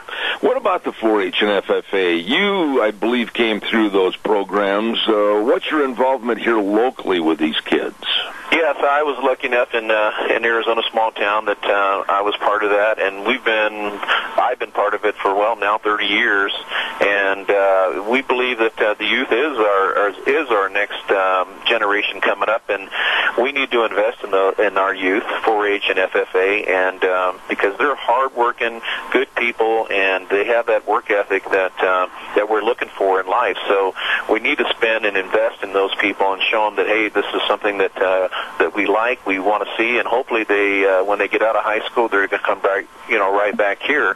One of the things we've done is we actually planted our back 8 acres that used to be weeds, and we put it into pastures. So this time next year, we should be able to support some young people in the 4-H or FFA that have an animal they can't raise somewhere. We're going to give them the opportunity to raise it here for free, and so we're really trying to be involved and show them that we care and we think there's value there. Vic, what about FFA and 4-H across the board? Are you happy with what you're seeing as far as the net numbers, the involvement, and the interest? What about it on a national level and also right here locally? Well, I think that we could always do more. That's my opinion. I mean, and maybe that's just me. I try to drive myself to always try to do more, and sometimes I find out that I just don't have enough time in the day. But I do think that we need to invest more. I think it's kind of died down a little bit in a lot of areas. Here it seems to be still strong, but I think the more us businesses get involved and we take an interest in it and we support them, I think it would blossom again. We just it's kind of like a garden. We got to get out there and cultivate it. We got to nurture it, and if we do everything right, we're going to have a great harvest. I believe in everything you're doing, and I really enjoy working with these people. Stoats Equipment Company, your John Deere dealer at 119 Overland in Burley, and it is so true. They make your life easier. Thanks, Vic. Thank you. Thanks for listening to Stoats Equipment's Ag Minutes, your John Deere equipment dealer at 119 Overland in Burley. At Stoats, they want to make your life easier. Absolutely great people, and Vic does a great job on the Stoats Equipment Ag Minutes, your John Deere dealer. And I'll bet you right now he's over there at the Cassia County Fair enjoying all the funnel cakes and the maple bars and everything going on at the Cassia County Fair. Thank you very much. Speaking of the Cassia County Fair and rodeo, and by the way, I'd like to have some phone calls. Give me a jingle on the landline right now, 436-2244, 1-866-927-4587. Some of the merchants that invite you to the Cassia County Fair and Rodeo are the Golden Valley Warehouse. Hello, folks. These are really good people. And, of course, they're located at 468 West, 1000 South of Burley. The number to call, 678-7324. Very, very competitive prices. Quality seed, barley, wheat, triticale, oats, and alfalfa. And custom cleaning your grain. Oh, these are good folks of the Adams family. Golden Valley Warehouse. And Mountain Transmissions at 1146 East Main in Burley. And Rick and the crew right there offer free towing, free diagnostic, free estimates, and they offer the greatest technology available on your transmission repair. Get a hold of them today, Mountain Transmissions. And Kelly's Bearings. Oh, yeah, 1407 East Main in Burley. You always will know where you're at when you get your bearings at Kelly's. Absolutely, all the bearings and the chains and the brackets, everything over at Kelly's Bearings in Burley. And all of them wish you a lot of fun at the Cassia County Fair and Rodeo. Once again, I want to remind you some of the activities going on. Today, Tuesday, all the 4-H and FFA shows are going on. And tonight, the second performance of the Moto Rodeo. And then on Wednesday, tomorrow, don't forget the big parade in downtown Burley. And it's going to be another blockbuster good parade. And that starts at 10:30 tomorrow morning. And then, of course, all the 4-H and FFA shows and the carnival at 5 p.m. tomorrow night. And the team ranch sorting on Wednesday evening at 7:30 in the arena. So those are just a couple of the great items that are going to be going on during the Cassia County Fair and Rodeo. All right, calls are welcome and appreciated at 436-2244, 1-866-927-4587. Give me a jingle on the landline, and we'd like to hear from you. Coming up at 10:30 this morning, No, 10 o'clock. What am I saying?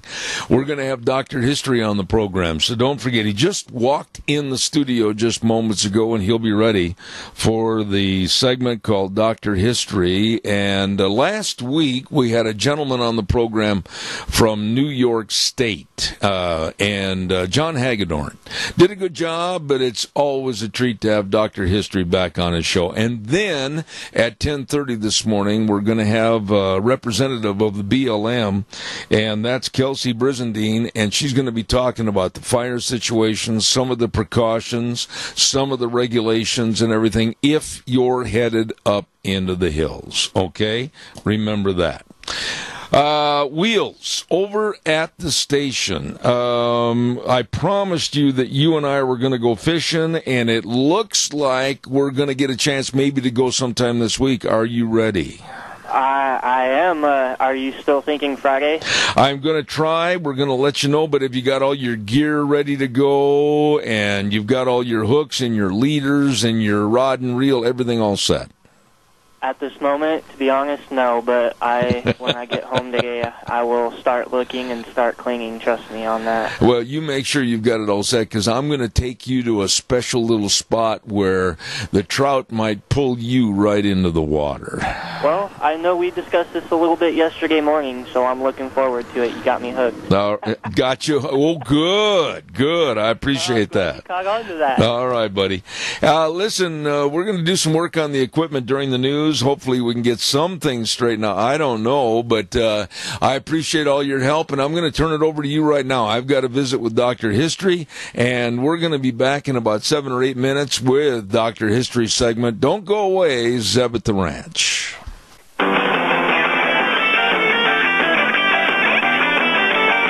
Oh, here we go into hour number 3, and hour number 3 on a Tuesday means we have the world famous, heard in nations all across the world, nations that you've never heard of, and they listen to Dr. History. And here he is, and I'm going to introduce him momentarily on Zeb at the Ranch, brought to you by our major sponsor, your Magic Valley Les Schwab Tire Centers, all 7 locations, and of course some of our great advertisers like Burley Physical Therapy and Rehabilitation at 1263 Bennett Avenue, Suite 2 in Burley, helping you get back to being you. And I thought I had heard it all. I thought I had been everywhere and seen it all. But no, Dr. History just came in and surprised me with pigs in a Ford. What in the world are you talking about? All right, Zeb. I have seen it all now. Take me to heaven, Lord. We just got back from the Oregon coast, and I'm going to tell you, folks, if you head over to Portland, number 1, stop in Baker City. There is a great Oregon Trail Museum there. Oh, yeah. Amazing. You need to stop there. Yeah. So we got over to Tillamook, which is over on the ocean by west of Portland. They were having the Tillamook County Fair. Mm-hmm. And as I walked around the fair, it looks just almost like here. Just good people, just a friendly community. But great cheese. Yeah, and ice cream. Yeah. But they had a race that I have never seen before in my life. It's called the Pig in a Ford. Pig in a Ford. Please explain that to our audience. There were 5 Model T Fords stripped down to just the chassis, the steering wheel, a seat, and the motor. Yeah. Then you had 5 pins with 3 pigs in each pin. You had 5 drivers lined up. They shoot the gun off. The drivers run across. They grab a pig. They run over to their Model T. They have to crank it, start it, jump in the Model T, go around the track, around the arena, come back, turn off the motor, take the pig, put it in a pen, and grab the other pig, come back, crank the car, get it going again. Around the track they go again. third time. And they're holding on to the pig. And they're holding on to the pig the whole time. They come back around. They make 3 laps with 3 pigs, and it was the funniest thing I've ever seen. Ladies and gentlemen, for those of you at home, if he didn't have the video to prove this, I would look at him and say, come on. This is the wackiest thing I've ever seen. You said it's been going on for how many years? Like 1923, almost 100 years. And it's a big deal. I mean, it's bragging rights for the year, and they take it serious. It's got to be a little tough to hold on to a squealing, squirming pig around and drive that track. with one hand. And oh, my God. Are there any wrecks? No, there were no wrecks. Oh, okay. I think they must have a governor on the motors because they only got up to a certain speed, couldn't go any faster. Was it Butch Otter, or who was it? I don't know what it was. Okay. It was like 20 miles an hour. I don't know, 25. That is amazing. Thank you for sharing that with us. By the way, our thanks go out to John Hagedorn. He's listening this morning. Back in New York, and filled in for you last week talking about the life and times and the demise of Tom Horn. Yeah, great story. Yeah, so it was. Appreciate John doing that for us. Okay. So we're going to continue what I did about 2 weeks ago about the towns, how the towns got established, one thing and another. So, the building of a city really was a pretty amazing thing. In fact, one guy, quote, said, 12 days ago there was not a house here. Today there are 105, and in a week there will be 200. They just boomed. It says ox teams were dragging logs around. Men were hammering picks and shovels, wheelbarrows, noise in every direction. And by evening, as it got dark, it kind of quieted down. But the next morning started up as soon as daylight, building, hammering, shoveling, building What about the occupants themselves, though? I mean, where did they come from all of a sudden to create a town? Well, basically, sometimes it was advertising. People that were promoting the town would send out advertisers back east and say, hey, we've got this great town, you need to come. Really? So, but, this is the scene that played out all over the West in the second half of the 19th century. During those 50 years, literally thousands of new towns came into being, some not very long, some just dried right up, but across the plains and the mountains and the prairies, it was big. What was the number one thing they looked for? Obviously, it was water, I'm sure. Water and railroad. They needed a railroad. So there was a roving reporter. He was passing through Wyandotte, Kansas, 1857, and he said that, for the record, that the village was 4 months old and had 400 citizens. It was on a beautiful site. It was overlooking the Missouri River. View and a river, all that was good. But when one of the founders of Fremont, Nebraska, first laid eyes on the town site on the Platte River in 1856, he found, quote, hardships of every kind. I mean, it wasn't easy to go and start from scratch building a town. Who was the basic money person? Just they themselves, the people who came. But a lot of times during the months, this guy wondered about the wisdom of putting down roots in this area of Indians and wild beasts, he said. But he and his fellow settlers suffered through a really hard winter. They had to actually bring provisions in from Omaha, which was a round trip of about a week. And when the coming of spring, the town perked up and everybody just kicked in and was doing good. You made an excellent point a minute ago, and one that I thought of watching an old Western movie the other night. The shipments of goods and services coming in from other larger metropolitan areas to furnish goods to like Dodge City, Kansas and everything, that must have been quite a chore. Well, it was. That's why you had the freighters. But, in this one town, there was a young man that was not very impressed with what was going on. And so one evening, his grandmother reminded him that he had forgotten to say grace over the food. Okay? He says, I don't see what we have to give thanks for. He says, we live in a beggar house eating beggar food, and we have to sit on old trunks and three-legged stools instead of chairs. So he wasn't overly impressed. He wasn't a great guy to have a Thanksgiving. No. Yeah. But, despite this, Fremont survived and enjoyed a steady rise in its fortune. The Union Pacific Railroad came in 1866. A bank was begun in the back of a hardware store. The town grew, became a prosperous agricultural center. Mm-hmm. Now, survival, much less success, was never certain for any town. In the West, there was a town called Garland City, and it was destined to have a lifespan of about 2 months. In the spring of 1878, when the Denver and the Rio Grande Railroad progressed 30 miles away from them, The entire town, walls, windows, furnishings, sidewalks were taken apart. Oh, no. And hauled over to what became Alamosa. Really? So the town was in a place that wasn't convenient, so they just packed up everything and moved. And tomorrow morning at 9 o'clock, we're leaving. Yeah, everybody be ready. Oh, my. But, a lot of the millions of settlers who across the Mississippi and the Missouri rivers during that time, of course, only indirectly concerned with towns. The town came to make a living by farming and grazing cattle. That's what they wanted to do. Did the town, per se, regardless of where it was, did they have any discernment as to who was going to start what kind of a business? I think it was just first come, first served, basically. And there were a lot of shortages. So, but along with these, again, came men and women who they wanted to win a livelihood by providing goods and services for the rest of the population. So there were the butcher, the baker, the candlestick maker. Where have I heard that before? The boot maker, the banker, the saloon keeper, the doctor, the barber, all these guys, So, were a lot of the towns like some of the western cities that we've read about with the false front buildings? Yes. Yeah, and I think that was just to, maybe to impress people that there was more there than what there really was. Yeah. But, along with the newspaper and hotel, a saloon obviously came onto the scene. Saloon keepers were particularly numerous in towns where the cowboys came at the end of the trail ride. Yeah. So Abilene, with a year-round population of about 800 in 1871, had 11 saloons to accommodate the 5,000 or more trail hands coming in from Texas.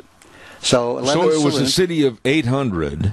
But with 5,000 cowboys coming through every so often. I'll bet you they might have had a little problem. Yeah, but, in the mining towns, the saloons sometimes stayed open 24 hours a day. Really? 7 days a week to squeeze out. What about food for restaurants? I don't know. They probably had people who went out hunting for them. Oh, my. Now, consider this, Zeb. Everybody that went west wasn't exactly skilled at woodworking. Imagine that. So these would-be townsmen who were kind of deficient, you would say, in construction skills, they could get a ready-made solution. There were actually prefabricated houses of every description, from one-room dwellings to 400-seat churches. Wow. Could be ordered from a Midwestern lumber yard, and the prefabs were shipped west in freight wagons, boxcars, or riverboats, so they came like in a kit. Way back then? Like from Sears, yeah. You're kidding. So ready-made houses, A 400-person church? Yeah. So, these guys they were amazing. I didn't know that they had such a thing as prefab back then. In fact, the prices, let me just tell you, dwelling number one was $173. Get up there, a store was $400. Railway station $600, schoolhouse $1,200, prefabbed. Today, that $173 would buy you a doorknob. Maybe if you got a cheap one. Now, there's something that's always fascinated me that I've seen on movies and TV. Okay. And that's the land rush. When they line up. Like in Oklahoma. Yeah, and they shoot the gun off. Yeah. So, how do they do that? Well, that's what we're going to talk about. Oh, well, good. So, the excitement that attended the birth of almost every Western town, but few communities match the excitement of Guthrie, Oklahoma. Oh, yes. Guthrie, Oklahoma. Yes. Okay, the year is 1889. It took just 24 hours to transform Guthrie from a just kind of a little watering stop for the Atchison, Topeka, and the Santa Fe Railroad. They made a song of that. They did. I sang it. No, I didn't. Anyway, into a city of more than 10,000 from nothing more than just a water stop. And here's how it happened. Its overnight success was directly due to its location inside the region known as Indian Territory, later Oklahoma, and it was deeded to several tribes by treaty with the U.S. government.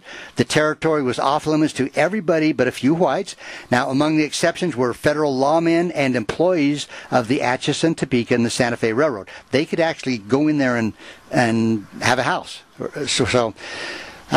Anyway, Guthrie included, it was about 3,000 square miles of the Indians' territory of the reservation, and it was called the district. Okay, in early 1889, responding to pressures by the farmers that they saw this great land. Hey, this looks good, and so Congress actually they bought the district from the Indians and declared it open to white settlers. Okay. President Benjamin Harrison set the opening time for 12 o'clock noon, April 22nd, and he also hinted that Guthrie would someday become a territorial capital, which it didn't. But yeah. So here we go. The momentous day arrived. Thousands of people, adventurers, they were posed at different starting lines on the boundaries all the way around this thing of the district. U.S. cavalrymen held them back in check until precisely 12 noon. A bugle sounded. The land rush was on. Now, may I ask a question? Sure. Okay, thank you, teacher. When they carried a stake. Right. In the movie I saw where they carried a stake yes. with a flag on it. Yeah.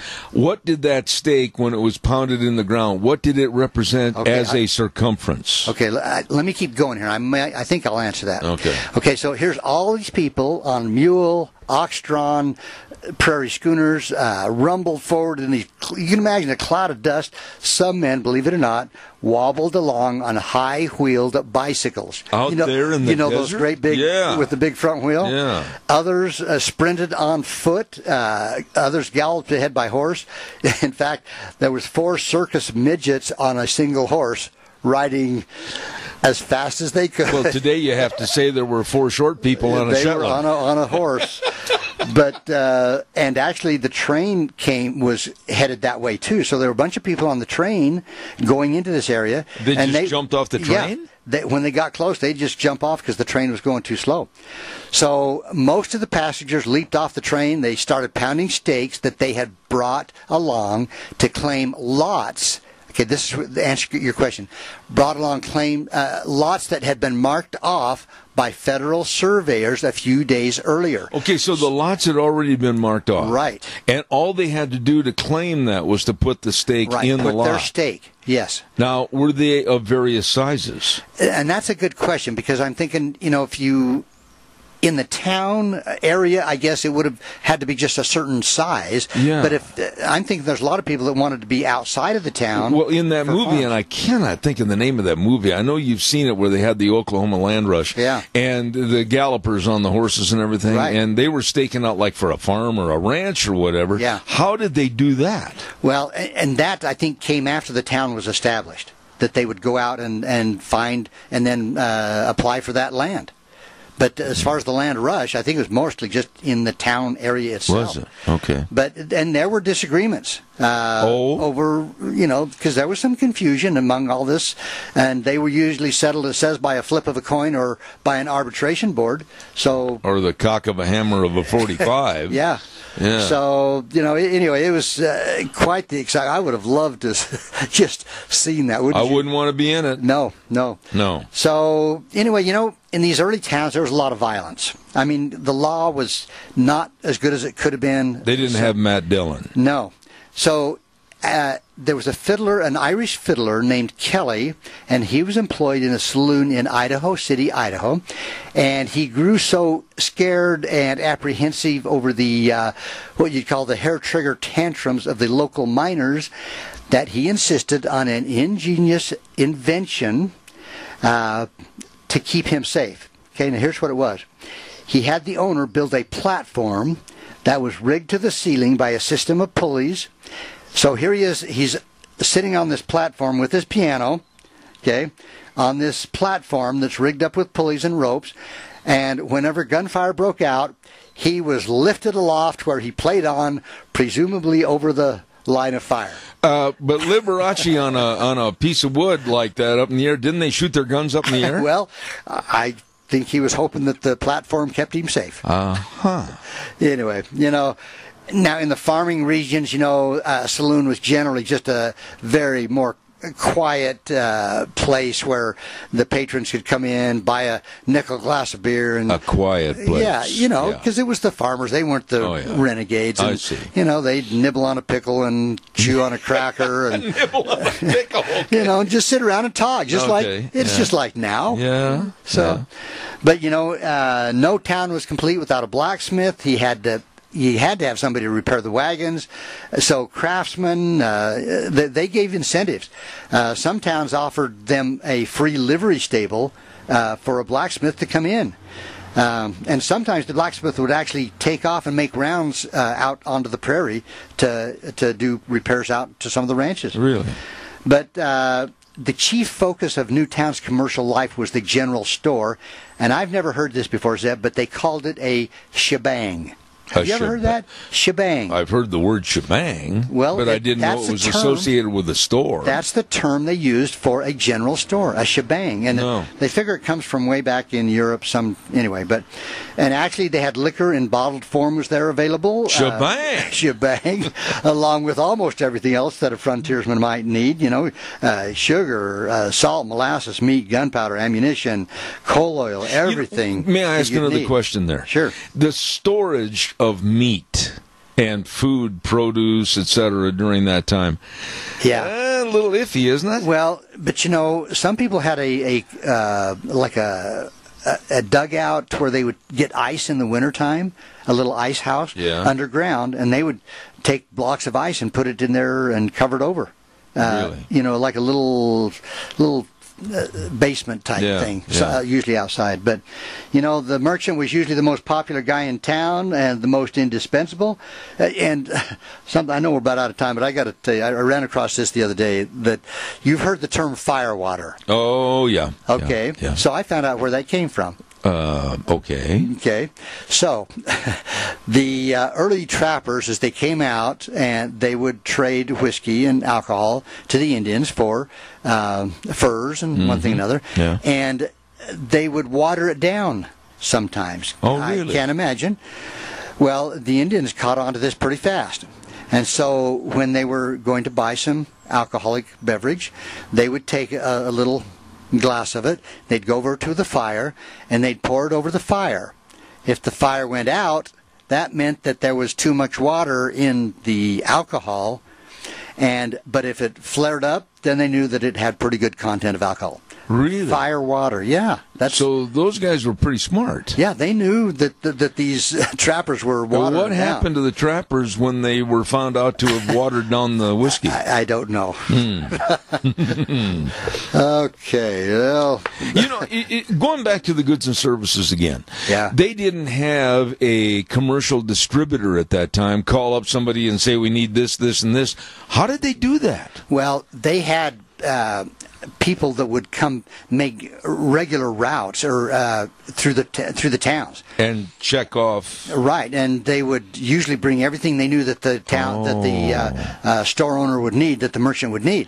I was watching an old Gunsmoke series one time, and they had a guy that was a whiskey drummer, and he would go to the saloons and say, "This, you need this and this," and then about 3-4 weeks later, a big wagon would come through. Right, and did they do the same with the meats and everything? Yeah, I'm sure they did, because they had to. The communication wasn't that bad. So let's say a merchant out in Montana may need some things, and with people going back and forth, he would probably have somebody back east somewhere that would fill his order and get it shipped out. And I'm sure they did this well ahead of time so that they wouldn't run out of their goods. Really? Because that's how they made their money. Now, this is a dumb question, but did they have a COD basis? I don't know how that worked. I have no idea, because I'm thinking, sometimes the guy that was bringing it out may not make it alive to the merchant. That's right, yeah. And his goods might be gone, stolen. Yeah. Maybe they had to pay like 50% up front. Maybe something like that. Yeah. So, Zeb, next week. Next week. I was over in Montpelier, Idaho, a few weeks ago. I went into the last bank that Butch Cassidy robbed, which is now a small, really unique little museum. Yeah. I bought a book that was written by his great-nephew. Okay? His great-grandmother was a sister to Butch Cassidy. Oh. Okay? Okay. So I'm going to do a 2-part thing in the next 2 weeks. Next week, we're going to talk about Butch Cassidy, his family, where he was born, and he's raised, and how he got into the outlaw business, along with one of his brothers. Yeah. And then we're going to stop And the next week, we will talk about what really happened to Butch Cassidy. Now, when you say that, you're intimating that maybe he didn't die in Bolivia. I'm not even going to tell you, Zeb. I see. You're just going to have to wait with everybody else. Okay, well, now you've got me on pins and needles. Yeah, this was a great book, and I'll tell you the title of it. You do a fantastic job. It's good to have you back. Thanks, Zeb. Good to be back. Good to have you back. Thank you. And so we can depend that you're going to be here for the next 2 weeks. Exactly. Me and Butch Cassidy and the Sundance Kid. We'll talk about Sundance as well and how he played into How did this. they get their names? Well, we'll talk about that because we'll talk about the names and nicknames how that came were about. a big thing in the West. Not only that, but aliases. Yep, there you go. A lot of aliases. I mean, like Dr. History is not really Dr. History. That's right. Okay. Doctor, we appreciate that. Dr. History, of course, right here on Zeb at the Ranch. Hey, I got to remind you real quick before we send it back over to our main studio that on Thursdays we have a segment on this program called Cassia County School Days. And be sure and be listening because we want to say thank you very much to A Child's World for sponsoring that.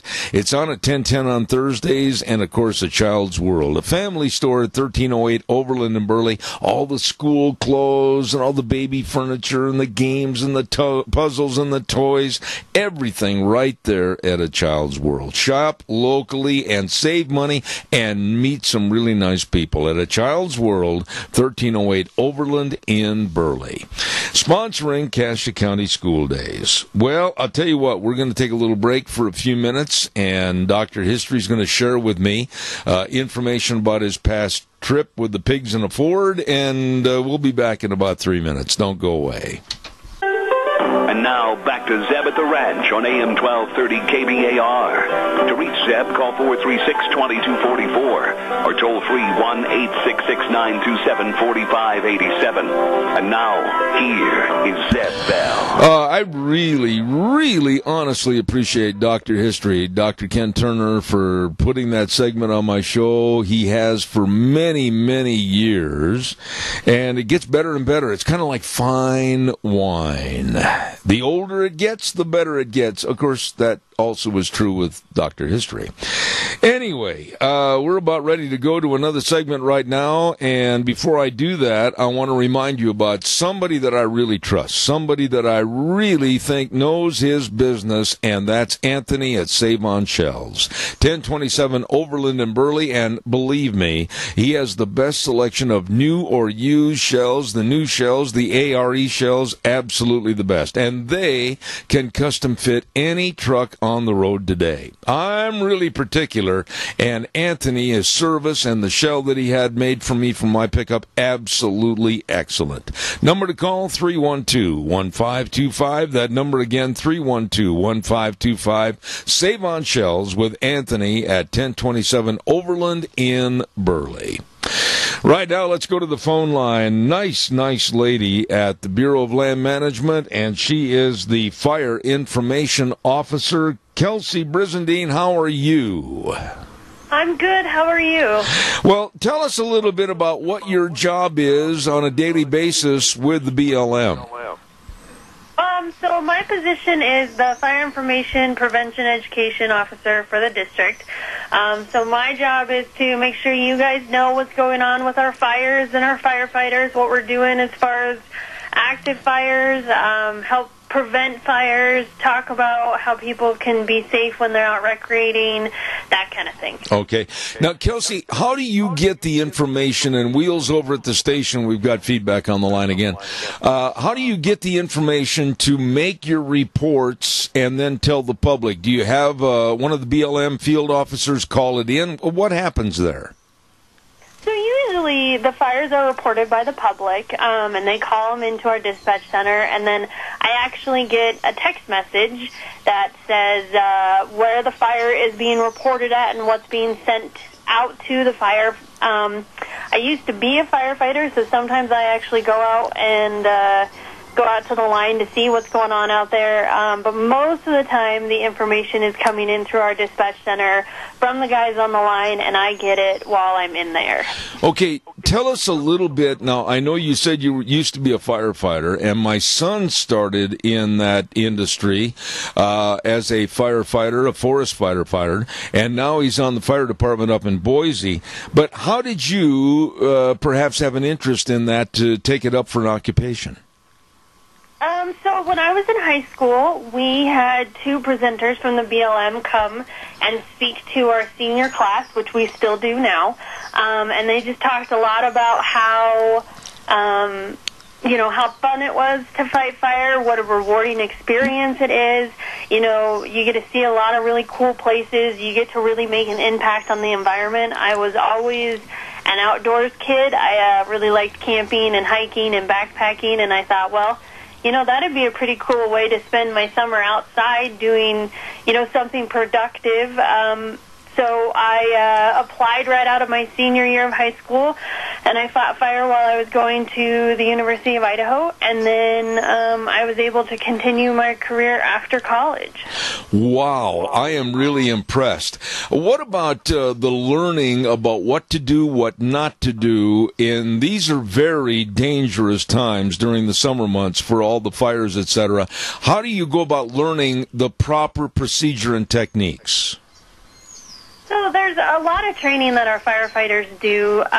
They spend about 3 to 4 weeks at the beginning of every season going through safety training, learning different ways to fight fire, learning different tools. We are issued task books. And you have to complete each task within that task book and become proficient at them before you're allowed to become what we call fully qualified. So we spend a lot of time making sure that our firefighters are professionals and that they're very good at their jobs. Safety is a number one priority for us in making sure that, our firefighters are safe, the public is safe.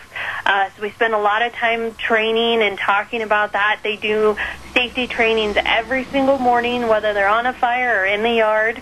And before they do any project, they do safety trainings. Part of my job is to make sure that the public understands the safety aspect and that what they can do to help kind of prevent those accidental fire starts.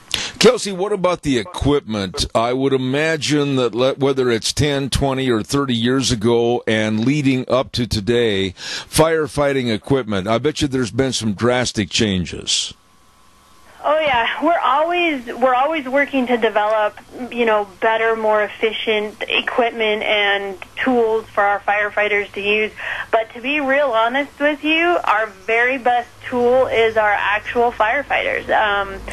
These guys are dedicated to their jobs. They're passionate about it. This is very important to them.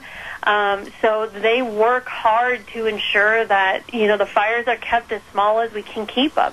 And sometimes that doesn't always happen. But our firefighters on the ground spend, their lifetimes learning better ways to fight fire. And they're really our best resource. And there is a group up at the National Interagency Fire Center in Boise that spends year-round looking at new equipment, testing things, looking for ways to make the job safer and to make our firefighters more efficient. Have you ever had to jump out of an airplane with a parachute?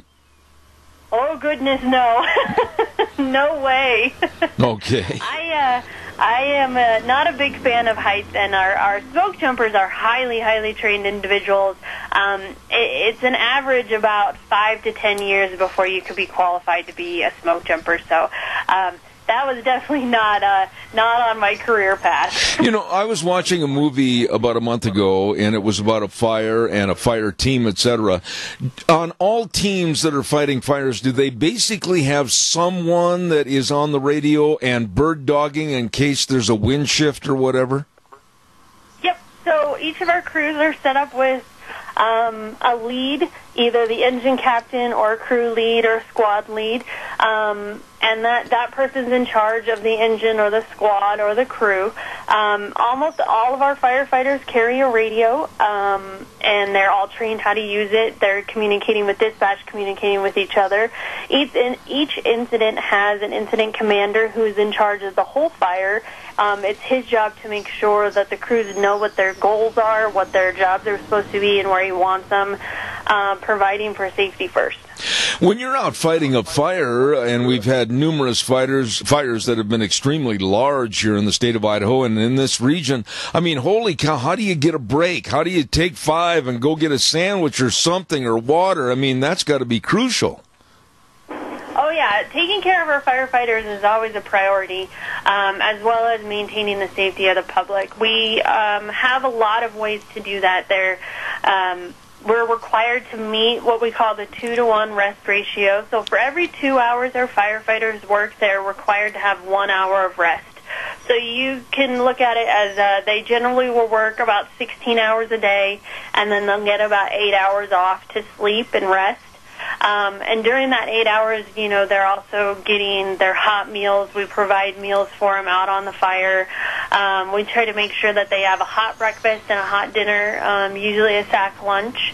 And then, as we get into these season, like August and September, when the fires are getting bigger and they're lasting longer, we have the ability to bring in resources from all across the United States and in extreme cases from other countries. And we're really good at moving resources around as needed, and we just work together as a whole, as a whole nation, as a whole fire program, and we share resources and we bring in extra help as needed to make sure that those guys are getting the adequate rest and rejuvenation that they need.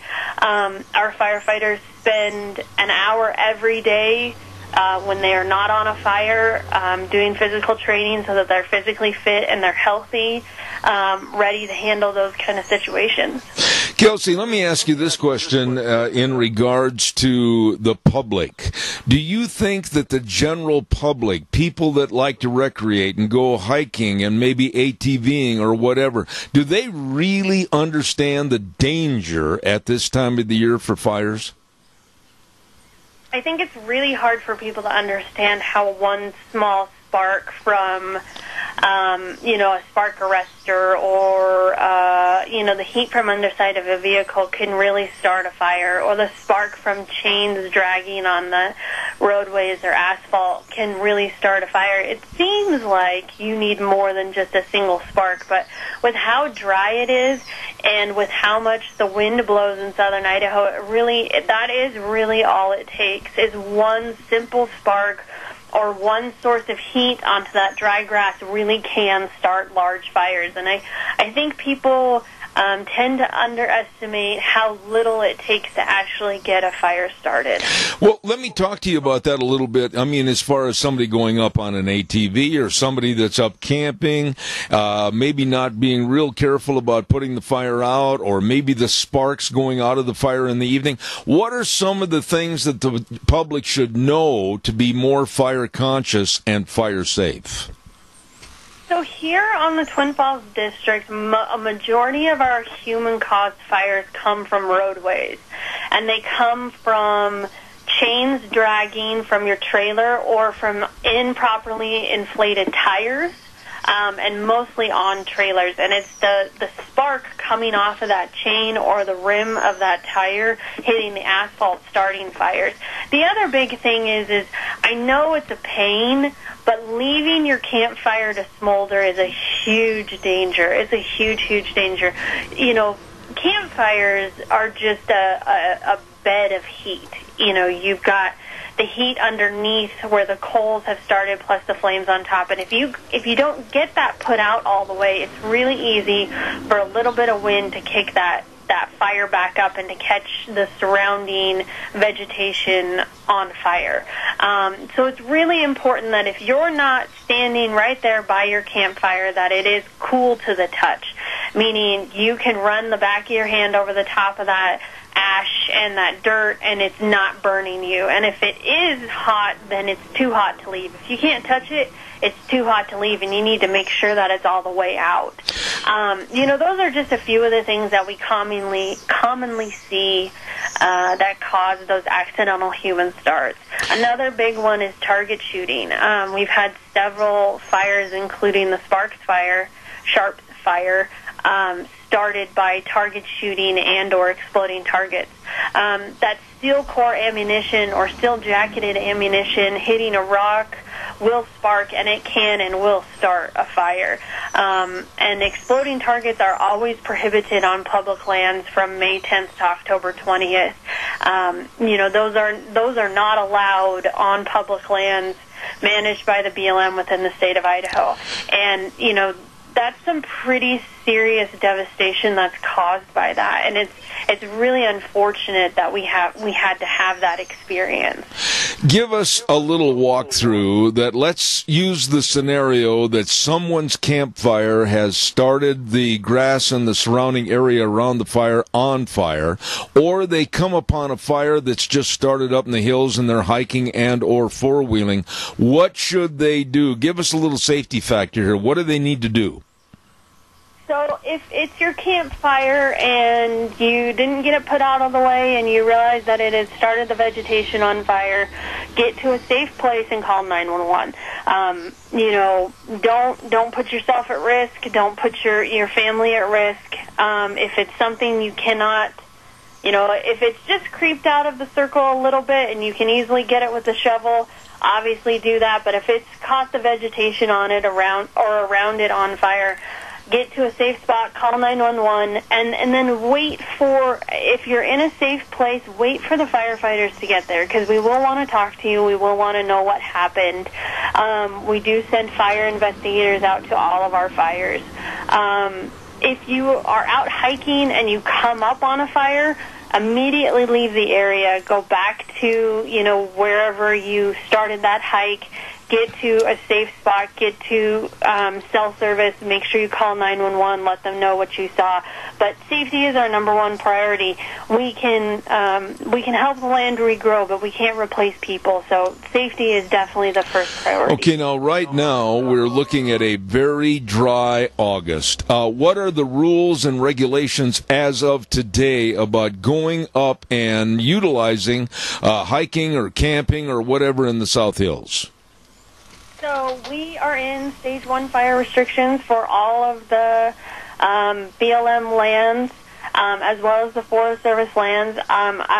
Specifically for BLM, the restrictions are you are only allowed to use a campfire in an established recreation site within a fire structure that is provided by the agency responsible for that recreation site. That means if you're going to go to a campsite that is sponsored by the BLM, the Forest Service, IDL, or a private entity like a private campground, if there is an established campfire ring there, a metal campfire ring, sometimes they have the grates over them for barbecuing, you are allowed to have a campfire there, but you are not allowed a campfire if you're out hiking or dispersed camping where you're outside of a recreational site. And then smoking, except for within an enclosed vehicle, is prohibited. What about ATVs? We hear so much about ATVs getting off the beaten path, or what about even being on the beaten path with maybe some of the cheatgrass and everything right there in the middle row? What's the danger there? So currently at this time it is not restricted. You can still use your ATVs. You can still use the trails. We do want everybody to stay on the trails, and that's for a number of reasons. You don't want to cause more damage to the environment than is necessary. You don't want to disturb the wildlife that could be, off those areas. And our rec departments spend a lot of time with our archaeologists and our hydrologists and all of the other ologists to make sure that those trails are in the best location that they can be to create the least amount of damage as possible. So you want to make sure you're on trails. But if you come up to a trail and you notice that it's really overgrown and there's a lot of cheatgrass and there's a lot of vegetation, maybe choose to not use that trail. Choose to find a trail that's a little bit more clear, maybe down to bare dirt, because the underside of those off-road vehicles are very hot. And you need, three things to start a fire. You need fuel, you need heat, and you need oxygen. Well, you got the heat from underneath your vehicle, you got the fuel from the grass, and you got the oxygen outside, plus the moving of the vehicle creating a little bit of wind. So you got all the things you're going to need to start a fire. So it's probably better to just stay to those trails that are clear of vegetation, down to bare dirt, and to make sure you clean underneath the vehicle and pay close attention to, your surroundings to make sure you're not getting a whole bunch of stuff stuck up underneath there. Any final thoughts, Kelsey? You are magnificent. I'm so glad we got in contact with you to come on the program this morning. Any other things that you can think of that my audience should know about fire safety while they're up in the hills?